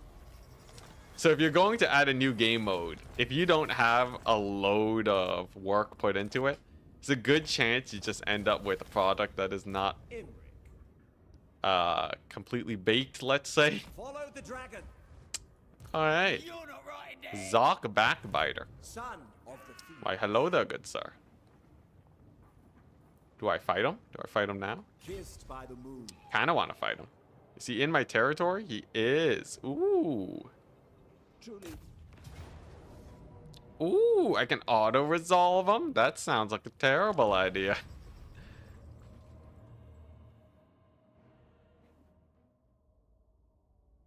Yo, honestly, here's the thing. The craziest thing is that CA had some magical person figure out how to make good siege maps with the fort cities in the Empire. And then they got fired or something. I don't know. Or like they just didn't have enough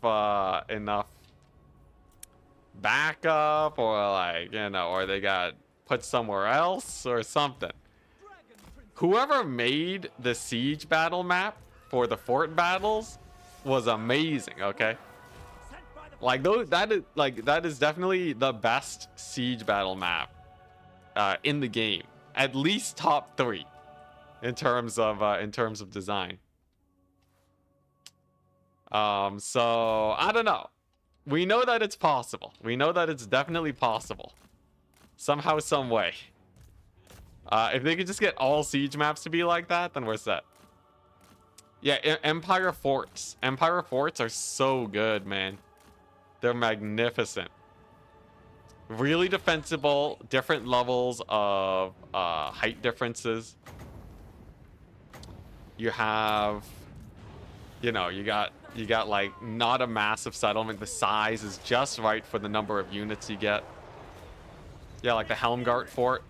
Those are so good. Not like Empire cities, specifically their forts, like the mountain pass forts. I really hope they make more maps like that at some point. Also, by the way, Flamestorm. Pretty good spell. Pretty good spell. There we go. Lord's dead. Emric's a beast. And then Lord lost penalty into Flamestorm. Okay, I can just advance with my main army now. Imric is starting to get to the point where he solos everything. He can, you know, he has a million resistances. We have loads of spells. And now what we gotta do is fight ourselves this green army. Now, their leadership is suffering. They do have a lot of guys here, though. This lady, however, does have an AoE net. That's gonna help out a lot. The orc big guns also on the flank, even though they are armored, they're not too spooky. I think my cavalry can hold the flank. Probably want to bring a couple guys here to defend, but mostly we're just kind of chilling. Ooh, this will be a good Flamestorm. And hello, and get netted at the same time. Okay, nice. Chariots are down. Flank is good. Imric is annihilating. This is a lot of greenskins. It is a lot of greenskins. Oh yeah, we have Flock of Doom. Hi. Hey, sick.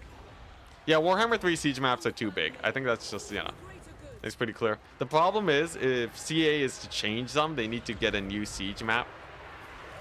They need to, like, get new siege maps everywhere, which is, like, a lot of work. It's a lot of work. So they might not be tempted to actually tackle that issue just yet. Especially because Christmas is hitting and all that. So they're going to be busy and whatnot. But definitely it's on my wish list.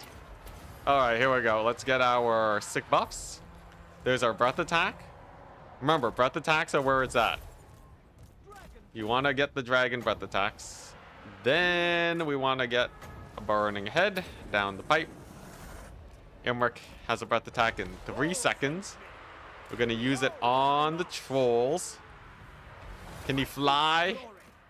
Can he fly? There we go. All right. So let's get that down. Trolls should go down.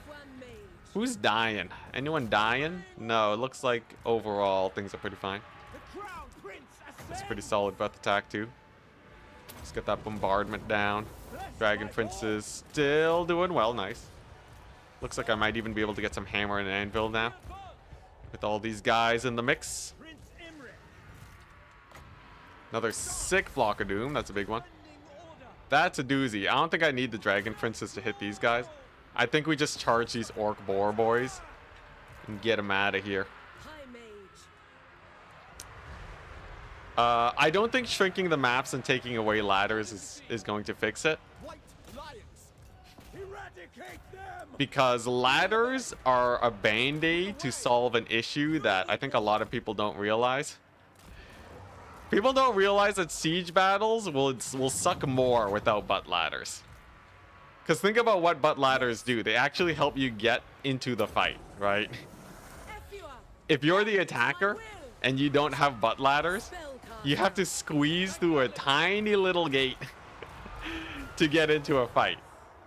And that is going to suck a lot more than just having butt ladders. So I think we need that until they fix like pathing issues and maneuvering into settlements. And then we can get rid of butt ladders. Alright. Like, I'm not beholden to it, but I do think it is a necessary evil in the meantime. tiny gates with abysmal pathing. Yeah, exactly. I'm happy I'm not alone here. Yeah, they need to make it like the Empire forts, right? Just copy the Empire forts. Make it smaller. Make it, oh, that spear unit's dying. Yeah, they need to copy the Empire forts. So it's a bunch of things. Make it smaller. Honestly, they could probably just remove the gates and it'd be fine. You know, you don't need walls. Just get rid of walls. Get rid of like the specialty walls and just make them terrain differences. I don't care. For an easy solution, I think that genuinely works. And then, yeah, make the roads bigger, man. Just make the roads bigger and less windy. Because in a lot of the battles, they curve a ton, and you just can't make formations. You really can't if the roads are constantly turning everywhere. Yeah, and then, like, you know, and then you're already cooking. Have, like, one area that's kind of wide and open for cavalry so that they can kind of charge and maneuver, right? Usually right past the main gate is like, that's just a great place for cavalry to maneuver. And then, you know, then you have the inner area that's really good for infantry. Tighter choke points. Better places to fire from, you know? Bring back Rome 2 maps. I never played Rome 2, so much harder for me to compare there. But yeah, you know, there's a lot. Now, here's the thing, right? They gotta make a lot of maps, and the devs, I don't know where they are, right? So, like, yeah, well, definitely a we'll see situation. You know, like, this is like, they have to make like 20 maps, right? It's a siege map for each faction. They could probably repurpose a lot of maps. I will not fail. If they played their cards right. But, you know, I don't know if that's like the standard of quality that they're looking for. Right? It might just be like, hey, you know, you just gotta redo all the maps and new everything, right? So we'll really see. And I'm sure a modder could probably get it done in like no time at all. But, you know, from how long it took to get the multiplayer maps in, there's probably a bunch of things that would slow them down. So, yeah, that's kind of what we're dealing with. Now, I am taking attrition because of a recent event. Mutagenic energies. Okay. That's not good. Mutagenic energies is a super annoying thing that can happen. When the Tzeentch factions get a sight of you, they will make your lords kind of useless for a little bit because they can't replenish. Thankfully, you can just do this. And then for her, I guess I'll just leave her around just in case she can level up. Yeah, but mostly she's just going to be chilling nice and safe. Then we get the Veil of Woe and Zar Nagrund in 2 turns. I have my rights. So we have both of these rights. My armies have flaming attacks. So this is the best time to take a fight because we are as strong as humanly possible. You always like Shogun 2 sieges because they felt like they actually gave the defenders a serious advantage. Yeah, it's really weird in Warhammer because of all the unit types. But like, yeah, we'll see. We'll see how it pans out. Who knows? CA seems to be on the up and up as of late. You know, it seems like they've been improving a lot. So, fingers crossed. Fingers crossed.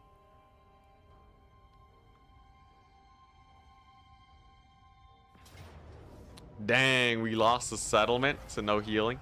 Oh, they sacked it. Let's go. Strong as elvenly possible. I was thinking about saying that. Prince of Calador. Whoo, that's a lot of green boys, isn't it? Loyalty is all. There's a few ways we can take this fight. Now, there's Grimgore. I see. This is a strong army. This is a nasty army. Easy, Fred. Warhammer unit types are a big source of complaints, yeah. Ooh, Nelly. Now, here's the thing. The AI can't actually deploy all of these guys at the same time. So if I just deploy away from where they reinforce, this should actually be pretty easy. Ooh, and a great choke point. An amazing choke point. Yeah, nah, this is it. This is it. You're taking attrition even though Invocation of Isha is active? I guess so. I think we're low on money. Different kind of attrition. Yep, choke point's good. I've said it before, and I'll say it again. This map is already a better siege map than a lot of siege maps. I think people have more fun playing around choke points than they do a lot of siege battles. Because siege battles are kind of just cheesy, aren't they? I don't know, maybe I'm crazy, but siege battles feel like you're kind of just cheesing with the towers, and then you're like running circles. You feel bad about defending your walls and such. Here it's like, hey, we got this nice strategic point that we can take advantage of. It blobs up the AI, you get some sick magic. Oh, we have a firecaster flying now, wonderful. At least I know I have quite a bit of fun. And then we can retreat, and then we have a nice big open field to micro in after.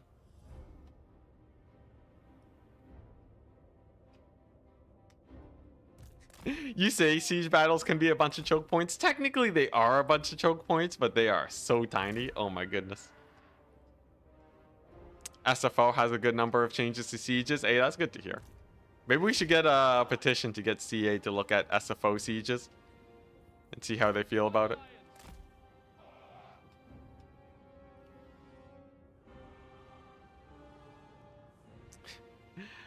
What fun, blob up the AI and cheese AoE. Like, it's definitely fun. I'm not saying it's a big strategical thing. I think it definitely lacks a lot of the jankiness that that you usually run into. But like, here's the thing though, right? Obviously you're memeing, but a lot of flat maps have way more strategy than siege battles because of how janky they are. Like, what is the strategy of a siege battle, right? Yeah, you just kind of split your army a bit. You can fight around choke points. In a large map, you can make use of monstrous units because they have the space to flank. You can flank in general, which is already a pretty big strategic difference. Open fields means that you can also kite if you want to. You can use skirmishing strategies in general. You can engage them early because there's no wall that you have to run through. Yeah, that's the problem, right? Sieges restrict strategy as they stand currently. In general, right? You know, the optimal siege won't, but you know what I mean. You know what I mean, all right? And a big choke point like this opens up maximizing magic damage, which is sometimes different from what people deal with on the reg. And variety is the spice of life. No matter how you balance sieges, they'll always be unfun to someone. That doesn't mean that we can't, you know, I don't think that changes any of the points though.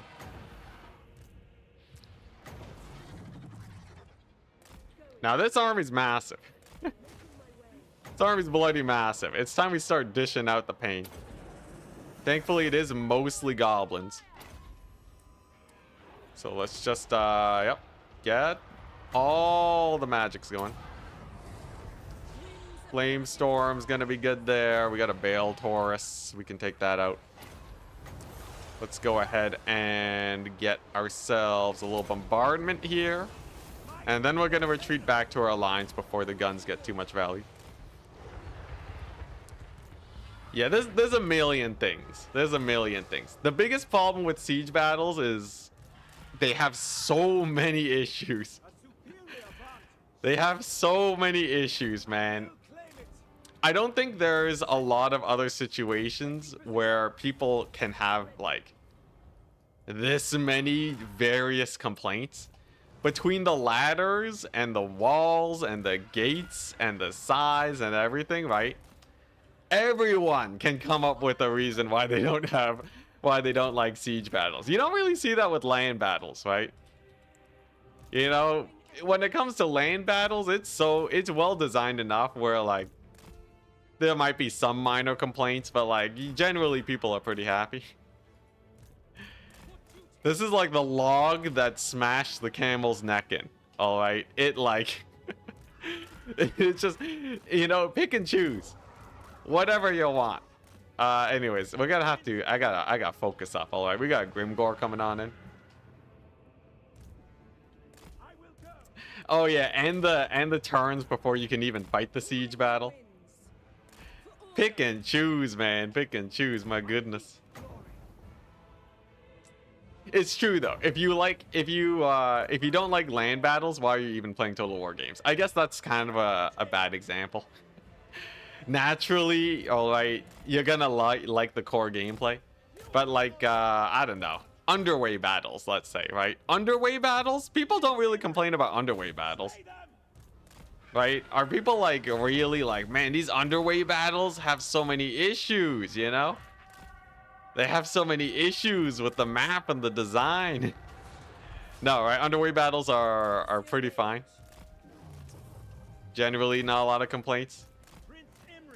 Also, Grimgore is slapping my face. Let's avoid that.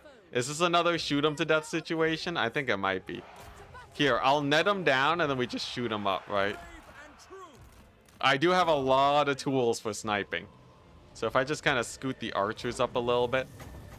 We're just gonna spam the breath attacks. I don't need to be optimal because we have so many of them. Those are big guns. I'm gonna pull the cavalry back from that. Okay, here we go. It's Grimgore hunting time. So here's the net. We're gonna wait for him to get up here and then we should be fine. Let's actually stagger my lines a bit. They're not gonna really squeeze through. That's not a big issue. Okay, shoot him up, boys. Shoot him up. Just fill him. Fill him with lead. In the meantime, Imric can go ahead and fight this lord. Yeah, that net's doing some work. Now, my cavalry was a little bit slow on the draw. Whoopsie daisies. But Grimgore, at least, he's going down pretty nicely. Another flame storm should do well. And now we just keep our dragons in the air and just use them for breath attacks. I think that's how I should be using these guys. Grimgore, unfortunately, survives the barrage. Mildly terrifying. But he did take a lot of heat from it. So he will be out of my hair. At least mostly. There's a solid flock of doom. Let's get another breath attack. And yeah, we're just chilling. We're just chilling. It's breath attack central today. Each of these little blobs, we gotta breath attack them. That's a lot of chariots. Obviously, my missile attack is great right now. Grimgore is, I believe, unbreakable. I think if I charge him in the back now, though, we should be able to get him killed. Definitely a spicy fight indeed, but they're almost out of units to bring to bear, and it's basically all artillery, which is like, who cares, right? No one cares about artillery. That should be fine. Unfortunately, the front line's a little bit worse for wear. Look at that, though. She's eaten up all of the shots. That's good. How's Imric doing versus the Grimgore? He's still getting slapped. All right. God dang, Grimgore. Leave me alone, man. He's a menace, okay? Grimgore's a menace. Okay. Second phase of the battle. We're going to pull back into a wide open field and just start kiting the enemy out. Once they lose most of their front line, we should be able to get the kiting going. Grimgore still slapping Imric. For all the stats Imric has, Grimgore is such a beast. Anti-large 91 melee attack. Apparently that's all you need. Okay, here we go. Let the kiting begin. Second phase of the battle. Distracting most of their range. That's good. I have the net back. Solid. Okay. Now we're pulling back. I still have the cavalry, so they'll be able to kite real well. Unfortunately, most of the infantry is going to have to go. Grimgore's still alive. I'm going to take a risk and send the dragon on him.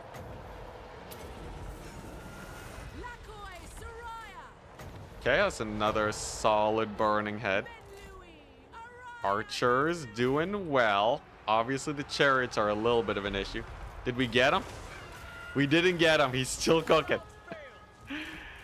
There we go. We got him. Okay, so Grimgor is down. Now it's just the artillery. So kiting backwards is the way to go. I'm going to use some proper tactics here, right? Without a front line, we're not going to be able to stand and fight. But also, we don't really need this choke point anymore. So we're just going to fall back. And then we'll pull away from this ranged. Kite all of the melee to death. And then we can rush their artillery with our cavalry and dragons. And that should do it. That should do it.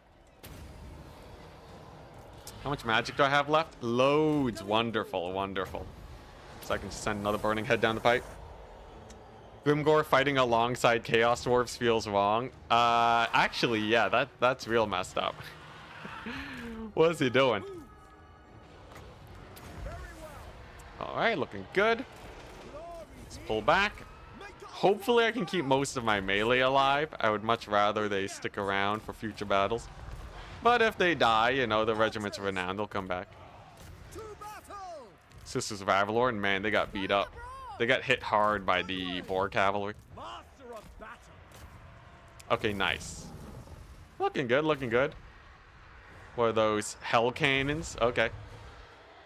Hell Cannons, not a big deal. Get another burning head down the pipe soon.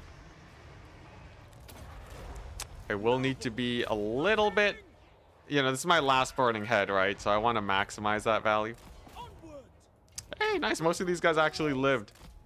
Very nice. Imric's being indestructible as usual. And you know what? I think a Flamestorm will be better here. Because look at all that infantry that is super, super weak. Then we still have breath attacks. Thank goodness I loaded up on the abilities.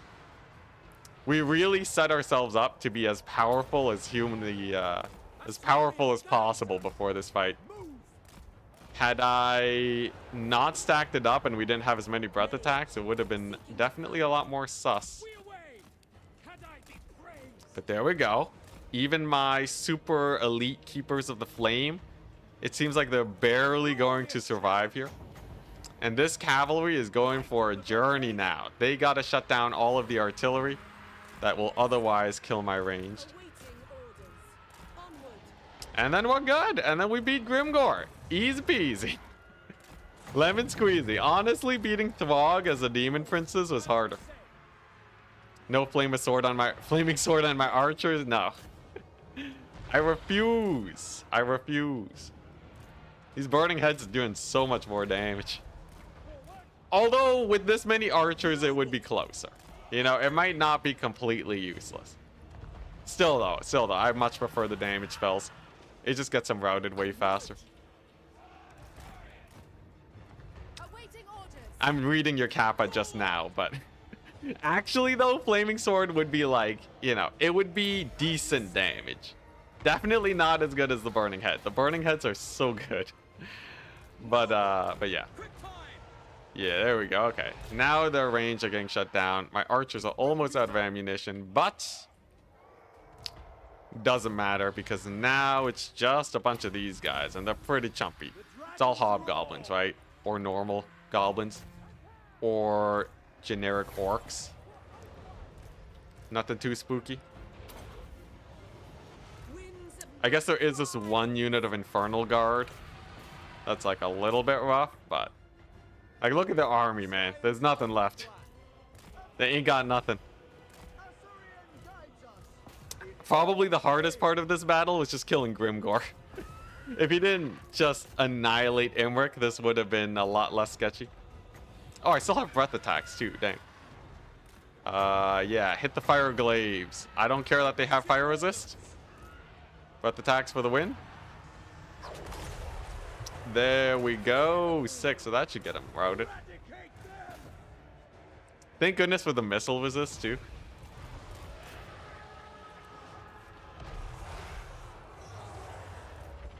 Yeah, if Flaming Sword gave like a morale debuff or a little bit of a bonus thing.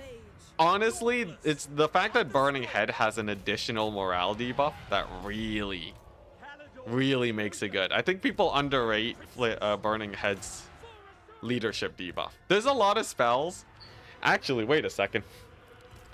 I want to meme on a spell real quick. Where is it at? Yeah, look at this. Doom and Darkness AoE is 10 Winds of Magic, minus 16 leadership. I would regard this as decent. Burning Head has that baked in, minus 8 leadership for 10 seconds. It's not as long though, but you know, Doom and Darkness is outclassed. But yeah, like, you know, usually you gotta pay a decent amount for a leadership debuff. It's just so good, man. It's just so good. You'll never make me fall out of love for Burning Head. Even though CA nerfed its damage by half, and they reduced its what's it? Yeah, CA nerfed Burning Head by half damage, and they made its Winds of Magic cost higher by 2 Winds of Magic. And people are still running Burning Head. It's crazy. That's how big of a difference it was in the past. Bonkers. Bonkers. Alright, any more breath attacks here? Kind of running low on ammunition, but there's the army losses. Sick. Good stuff. That's a good fight. That's a good fight. You know, there were people that said Flaming Sword was good in Warhammer 2, back when Burning Head was more than twice as strong. I'm just saying, they didn't nerf Flaming Sword. I don't know if anyone noticed. If you actually look at a comparison, I think AoE spells were 3 times stronger. They nerfed damage spells by 66%, and people said Flaming Sword was good. In theory, Flaming Sword is like actually, you know, blessings from the heavens at this point. For all those people that thought about that. SFO idle. Look, no one's playing SFO multiplayer, man. I guess for a single player, sure, but like, you know, I'm sure SFO is great, but it's too much of an overhaul. I've never been much of an overhaul type guy.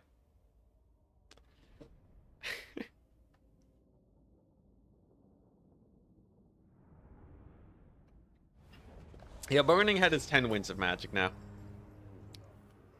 Dang, that's a lot of money. They must bow to him. Okay, so the question is, do I take the settlement? Grimgore gives not that much, honestly. Who said Grimgore's defeat trait was good? It's actually a little lackluster, I'm not gonna lie. But, you know, it's still decent. A little extra armor just is kind of hilarious to see. In terms of stats, Imric's kind of crazy. Oh my gosh, yeah, Wind of Death not being able to kill infantry is one of the bigger tragedies. I did think, you know, back in the day, and I still think that old school magic spells were way too strong, okay? Way too strong. As fun as they were, it just made it where the only thing that you needed to win a campaign was magic. You know, now at least you need to build up some Winds of Magic to dish out more spells. But like, man, it felt bad being like, every time I run into an issue in a campaign, it's just spam more magic. Now at least, you know, it's at least it's more in line now. I do miss it though. As much as I felt that way, I definitely miss it. Which video? What did they fix? We advance. Spearman. Ice Spear. You don't like a lot of land battles because the maps are poorly made and small. Much more of a large map enjoyer for land battles, and yeah, siege maps are worse. You have 2,000 hours in the game. Okay. Oh, we got one of them then. we got the one data point. The archer movement. What's up with the archer movement? Oh, the archer movement Did they say it was fixed? Did they say it was fixed in a bug thing? I haven't actually tested it. It'd be great if it was fixed. It seems like my archers are doing well. I feel like, yeah, did they actually fix it? I'll have to see. Next time they get into melee, I'll give them an attack command. I've been so traumatized, I just assume that it's not fixed. The splash attacks was definitely fixed. Knowledgeable. What was this? They changed the knowledgeable thingy? Is it fixed in the beta hotfix? I don't know, man. As much as, you know, I will say, I do have a slight issue with needing to be QA for CA. Obviously, I don't need to be, right? That's the big thing, right? I don't have to do all these tests. As I've become more of a Warhammer, you know, as we've gone further and further into my Warhammer career, right? Definitely back in the day, I would test everything, you know, every minor change, double, triple check that it was fixed. Nowadays, I just wait for someone else to figure out if it's been changed or not. You aren't partnered with CA? I am partnered with them, which does come with a few luxuries, but my goodness. Okay, wait, let's do a quick test. As much as I say I don't like it, the impulse is strong. So what you would see before, right, is if you get your range units into melee and then you're like, oh no, we're in melee, I must retreat, right? And then they start spacing out like this. Then when you give an attack command, they would try to go to the furthest units. Yeah, it's not fixed. You see that attack command? You see how they all tried to go to the middle of the formation instead of the safe area? And they'll do that. They did that before. You know, like, yeah, it's kind of weird because definitely what I just tested there is a harder thing to fix. Because, dang, this decreases cooldowns? That's crazy. Anyways, it's a harder thing to fix because, you know, you have to predict where you want the unit to actually be. But I did do a test where the majority of the units were in position and ready to fire. And they would still kind of march into melee. Let's see, if I right click here, where did these guys decide to position? It looks like they're just kind of aiming for the middle of the formation. Anyways. There's definitely a lot of quality of life that they could add. So we'll wait on it. As it stands, though, it doesn't seem like it's especially fixed or anything. Seems kind of similar to how it was before. I don't know if they said it was actually fixed in the patch notes, though. Or if it's in the beta, or who knows what. So don't take this as an L just yet. Maybe maybe we'll see. Maybe it's fixed in the beta. Who knows? I'm not testing it though. I'm not testing it unless CA hires me for QA. All right. If they're willing to pay me money to test units, I will gladly. Here's the crazy thing. CA could get away with paying me a meager salary, okay? I would happily test every single unit combination and how they perform, and weird situations where they underperform along with spells, and give them a whole spreadsheet for like $100, okay? You know, I would totally do that for $100, and compared to how much they need to pay an employee to do that level of QA and testing, I think that'd be pretty worth it. I'd probably be a lot less reliable, but like, you know, I'd happily do that. But as a content creator, it feels kind of like, you know, sometimes you're on your like 50th hour of testing units and you gotta ask yourself why, you know? Do it, CA, I know you're watching. They do sometimes watch too. Can I get a sponsorship? Maybe I can get a CA sponsorship. Yeah, we're already QAing it for free, you know. Josh, are you listening? Higher Enticity today. Yeah. There's a lot of things where, honestly, I think they don't have enough employees internally to just test all this random crap. But they have a load of people that are willing to do that. Maybe I should ask them about it. And then once the holidays are over, then we can work something out. Okay, nice. That's a lot of healing.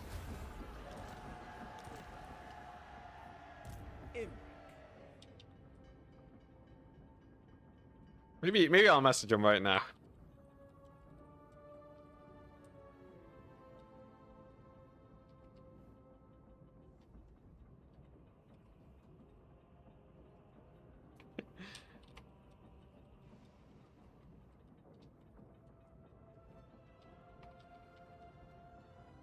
Although I will say the most recent patch is probably one of the ones that has had the most balance.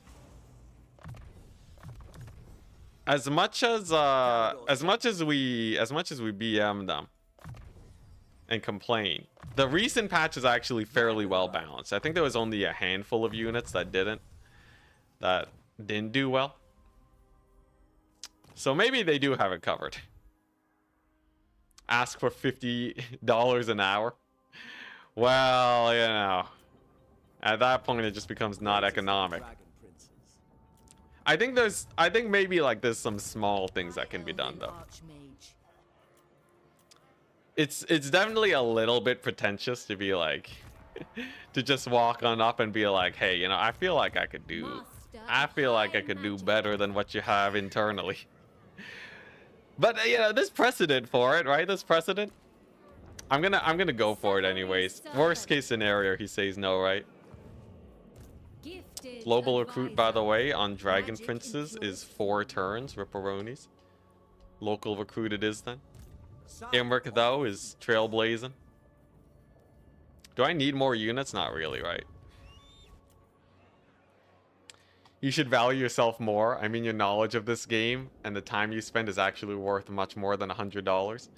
Yeah, but like, you know, I would totally do it for $100 and like a sponsorship or something. Like if they want to do like a one-time payment, that'd be pretty hype. I don't know. I'm sure we could work something out where like I can also get like a video that's promoted by CA, and then they're like, hey, look at this guy. He's running a bunch of tests. I feel like that'd be pretty cool. I don't know. We'll see. I'll try not to undervalue myself, but I also don't want to just become a CA employee. That's not exactly a pretty place to be. I find glory wherever I fight. You know, honestly, they already have a lot. I don't know. Let's see here.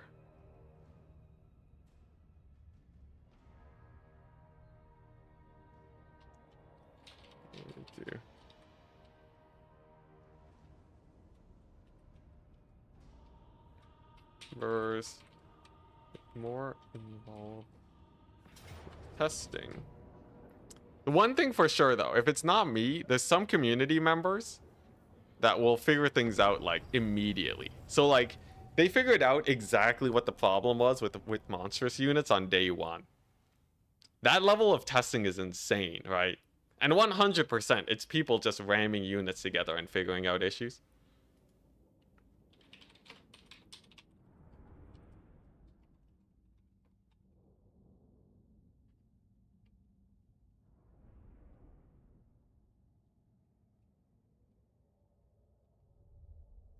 So I guess I'll propose that.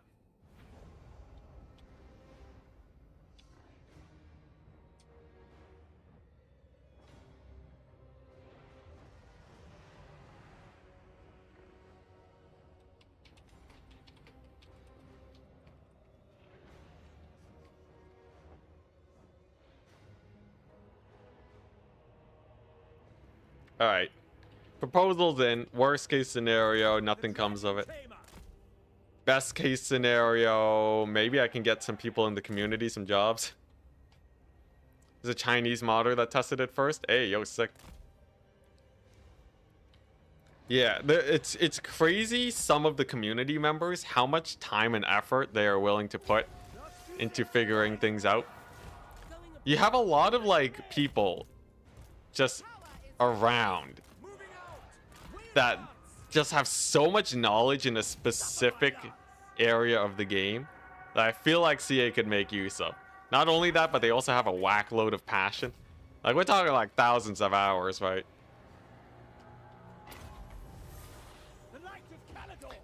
Would it be really funny if I became a CA employee? I really don't want to, though.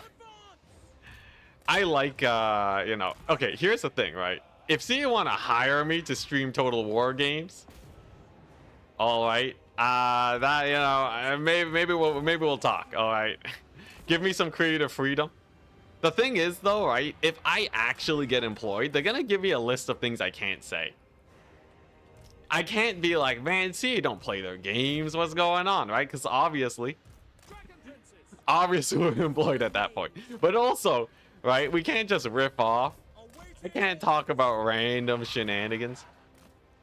And they're not going to sponsor me to play their games because I already play their games for free. So, as funny as that would be, it's a non-opportunity. We can't do that. That'd be pretty jokes, though. We get hired to do a sponsored stream where we're just like, guys, this is my one opportunity before they shut me down. But they suck, alright? Hear me out. Here's all the problems with Siege. With Siege issues. Hear me out. And then they shut down the stream. Yeah, the problem is bureaucracy, right? I think everyone loses if I get hired to stream to stream CA content. Best thing I could do is make some sort of sponsored content. Also, we probably have to live in the UK unless they're willing to hire people abroad. It's just such a pain, you know? It's too messy. How do you do this? Yeah, there's far too many freedoms that I get not being part of the bureaucracy and not being forced to work. All right, the whole like Enticity decides to take a year off of Warhammer content creation. Can't really do that if we're an employee. I don't think I can just dip for a year, unfortunately. All right, it's settled. It's settled. I'll just keep streaming their game for free. Why not? Besides, I get to hang out with you guys.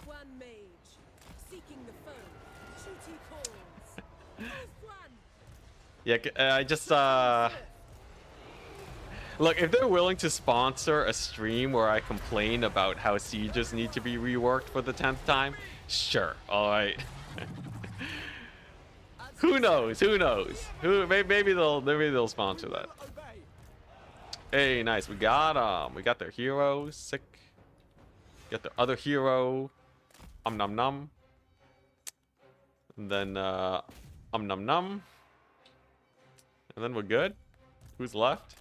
Not a lot of dudes.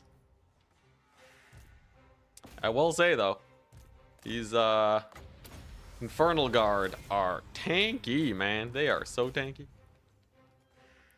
Don't think you ever saw them sponsor a stream. Did they ever well, okay, they do sponsor tournament streams, that's for sure. If you have a big event, you can usually do something.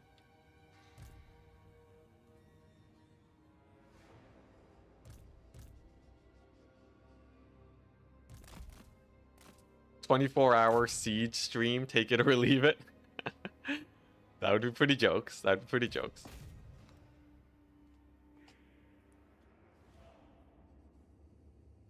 Yeah, anyways. Here's the thing though, right? The biggest business I've ever run is a business of one person, and that's me. So as much fun as it is to speculate how to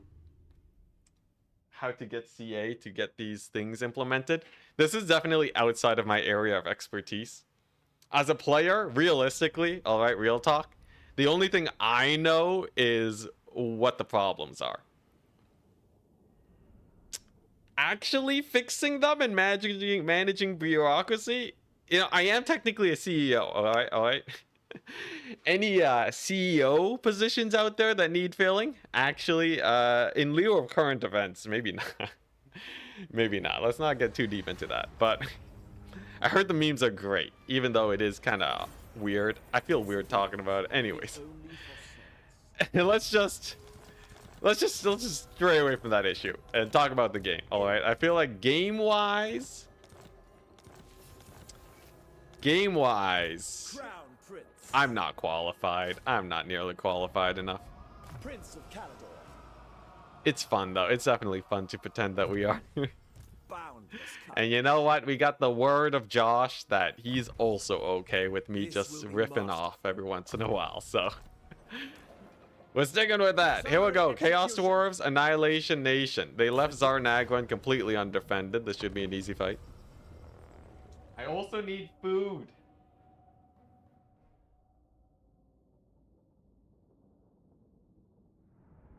I was so hungry at the beginning of the stream. It's been 4 hours. Why is the human body so weak?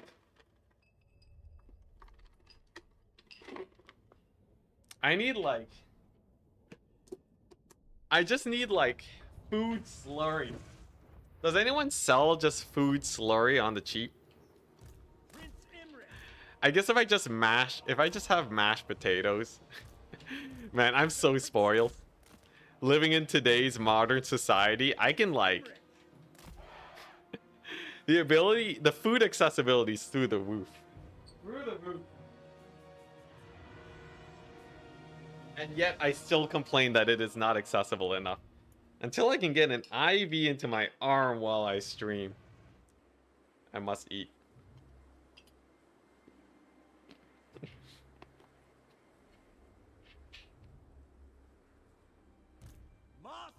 Yeah, food accessibility has never been better. It's true. But like, I just want to stream for 5 hours without eating. Oh wait, I'll stop talking while I chew.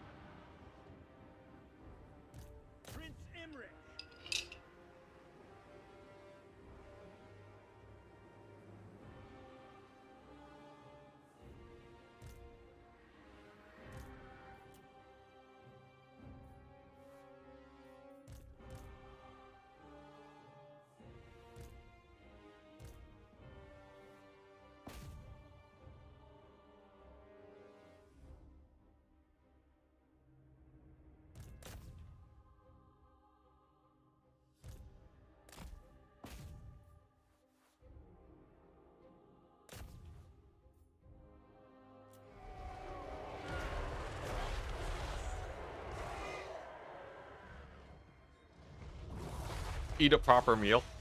I've had instances where I eat like basically a full dinner before I stream. Like, I'm not always just eating cereal or whatever.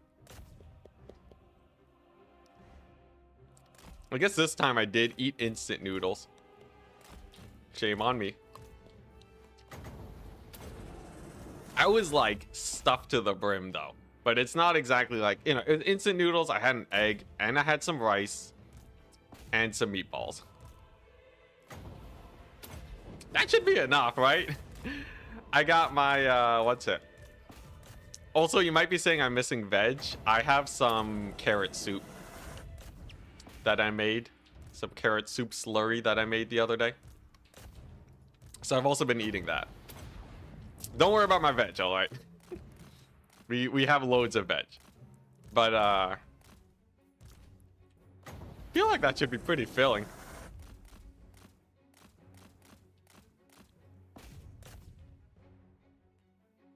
Amazing commentary, thank you. A lot of people don't like chewing sounds, so I try to avoid them where I can. But yeah, a lot of, I don't know, like, shouldn't the egg be enough? An egg has so much cholesterol, man. I got the egg. I got like, what, I have to eat multiple eggs a day.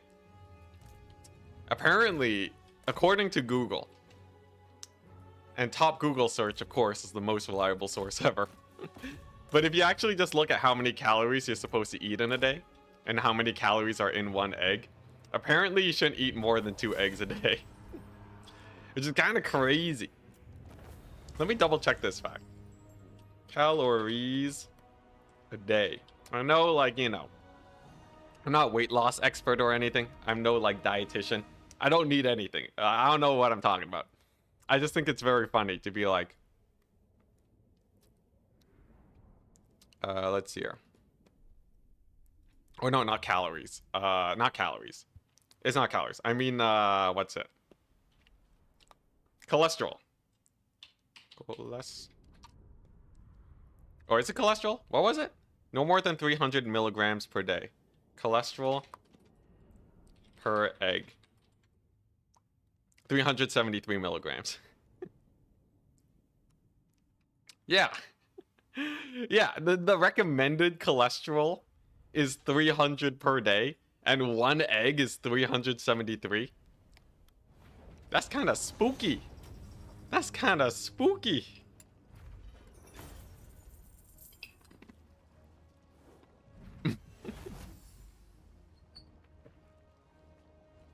Everyone just eat one egg.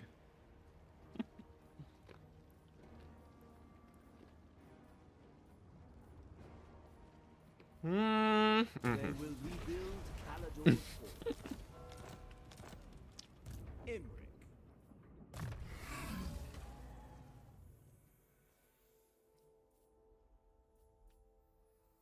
Yeah. I don't know how you're supposed to eat one egg and have no more cholesterol intake for the rest of the day. Let's see, recommended calories per day. Recommended calories, males is 2,000.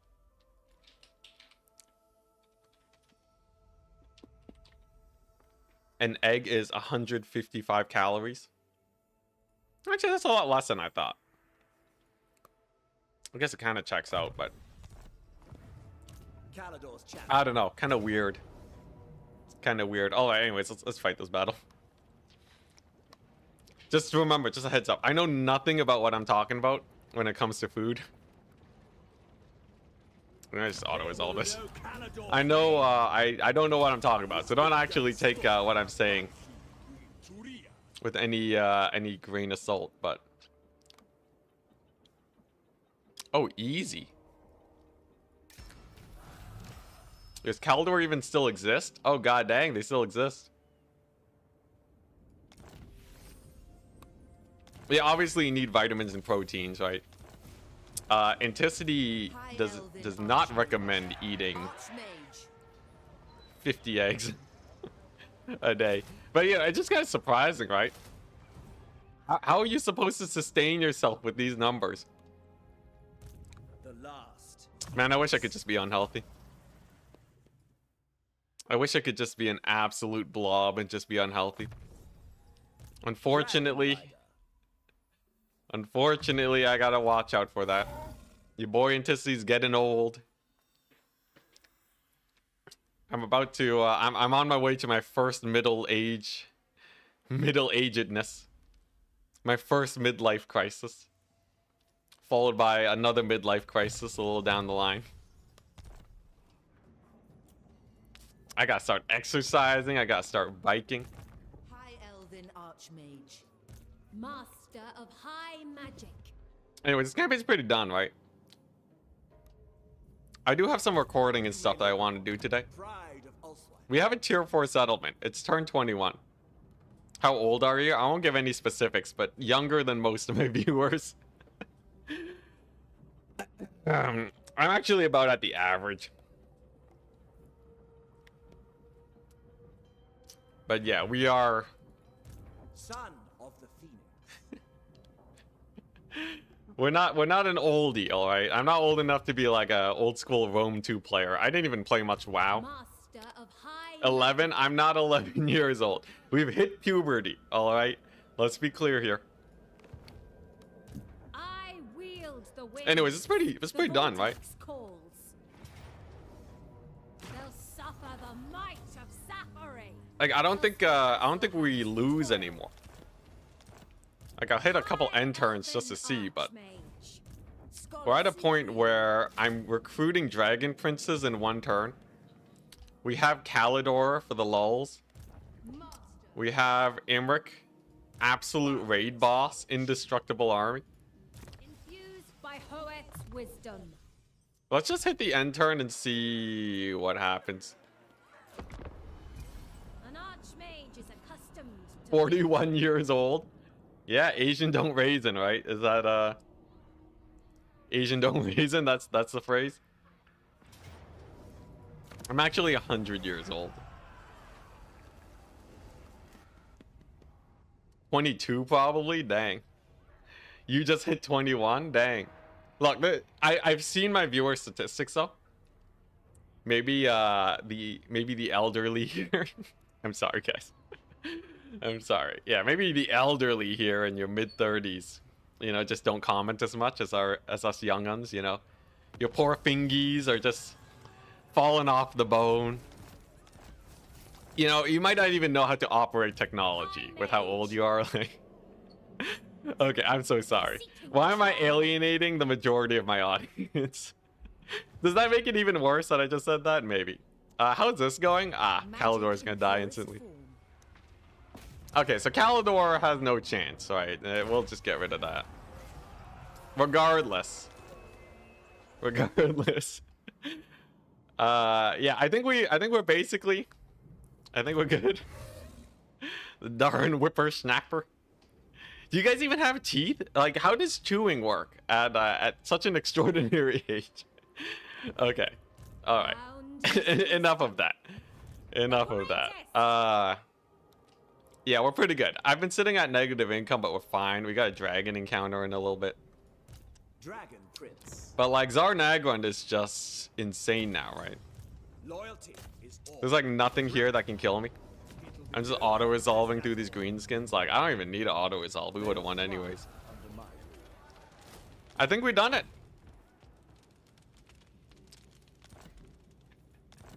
I think we're good. Yeah, I think taking Zar Nagrund on turn 21. It's actually, we can get tier 4 units. Like, we have access to Phoenixes, Dragons, White Lion Chariots, Sisters of Avalorn. By like, you know, we can get it by turn 26. I think that is a fine position to be in. Obviously, there's a lot of conquesting that could go down, but Imric's army has far proven itself. Pathetic, he took Zar Nagrund on turn 11 as Arbal. That's actually pretty cool. Arbal has a hard time getting super elite units. I tried fighting the Zar Nagrund fight. Oh, actually, I guess I was on like turn 9. If I waited 2 more turns, I might have been able to. But anyways, I think we're good here. It was a fun stream. Let's go ahead, get a raid going, and then I can start doing some recording, because I want to pump out some videos. I'll be streaming tomorrow all the way until Friday, but then after that we're gone until the 30th of December. I'm gonna have a whole week off to hang out with family and so on. So, yeah, I want to make sure I have a couple videos coming out. So let's just see who is streaming. Anyone you know streaming? Is Turin streaming today? I don't think he has a tournament. I checked earlier. I think there were no tournaments today.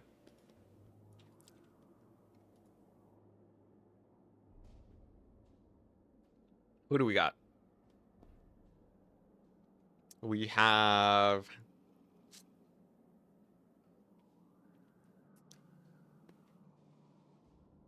no one I recognize.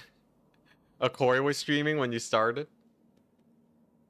Alright, well, I'll see if he's streaming on YouTube. He's not streaming on Twitch, that's for sure. Akori.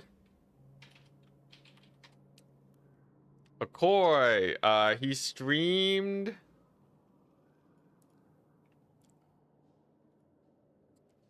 2 days ago. What do you mean? I don't see a live stream right now. Well, anyways, shout out to Akoi, I guess. Sure, we'll just leave off on that. All right, check out his videos. Check him out. pro YouTuber strat, alright? If I can just associate people who watch Enticity also watch Akoi, then maybe the YouTube algorithm will convince some people to come on over and watch my streams. Alright?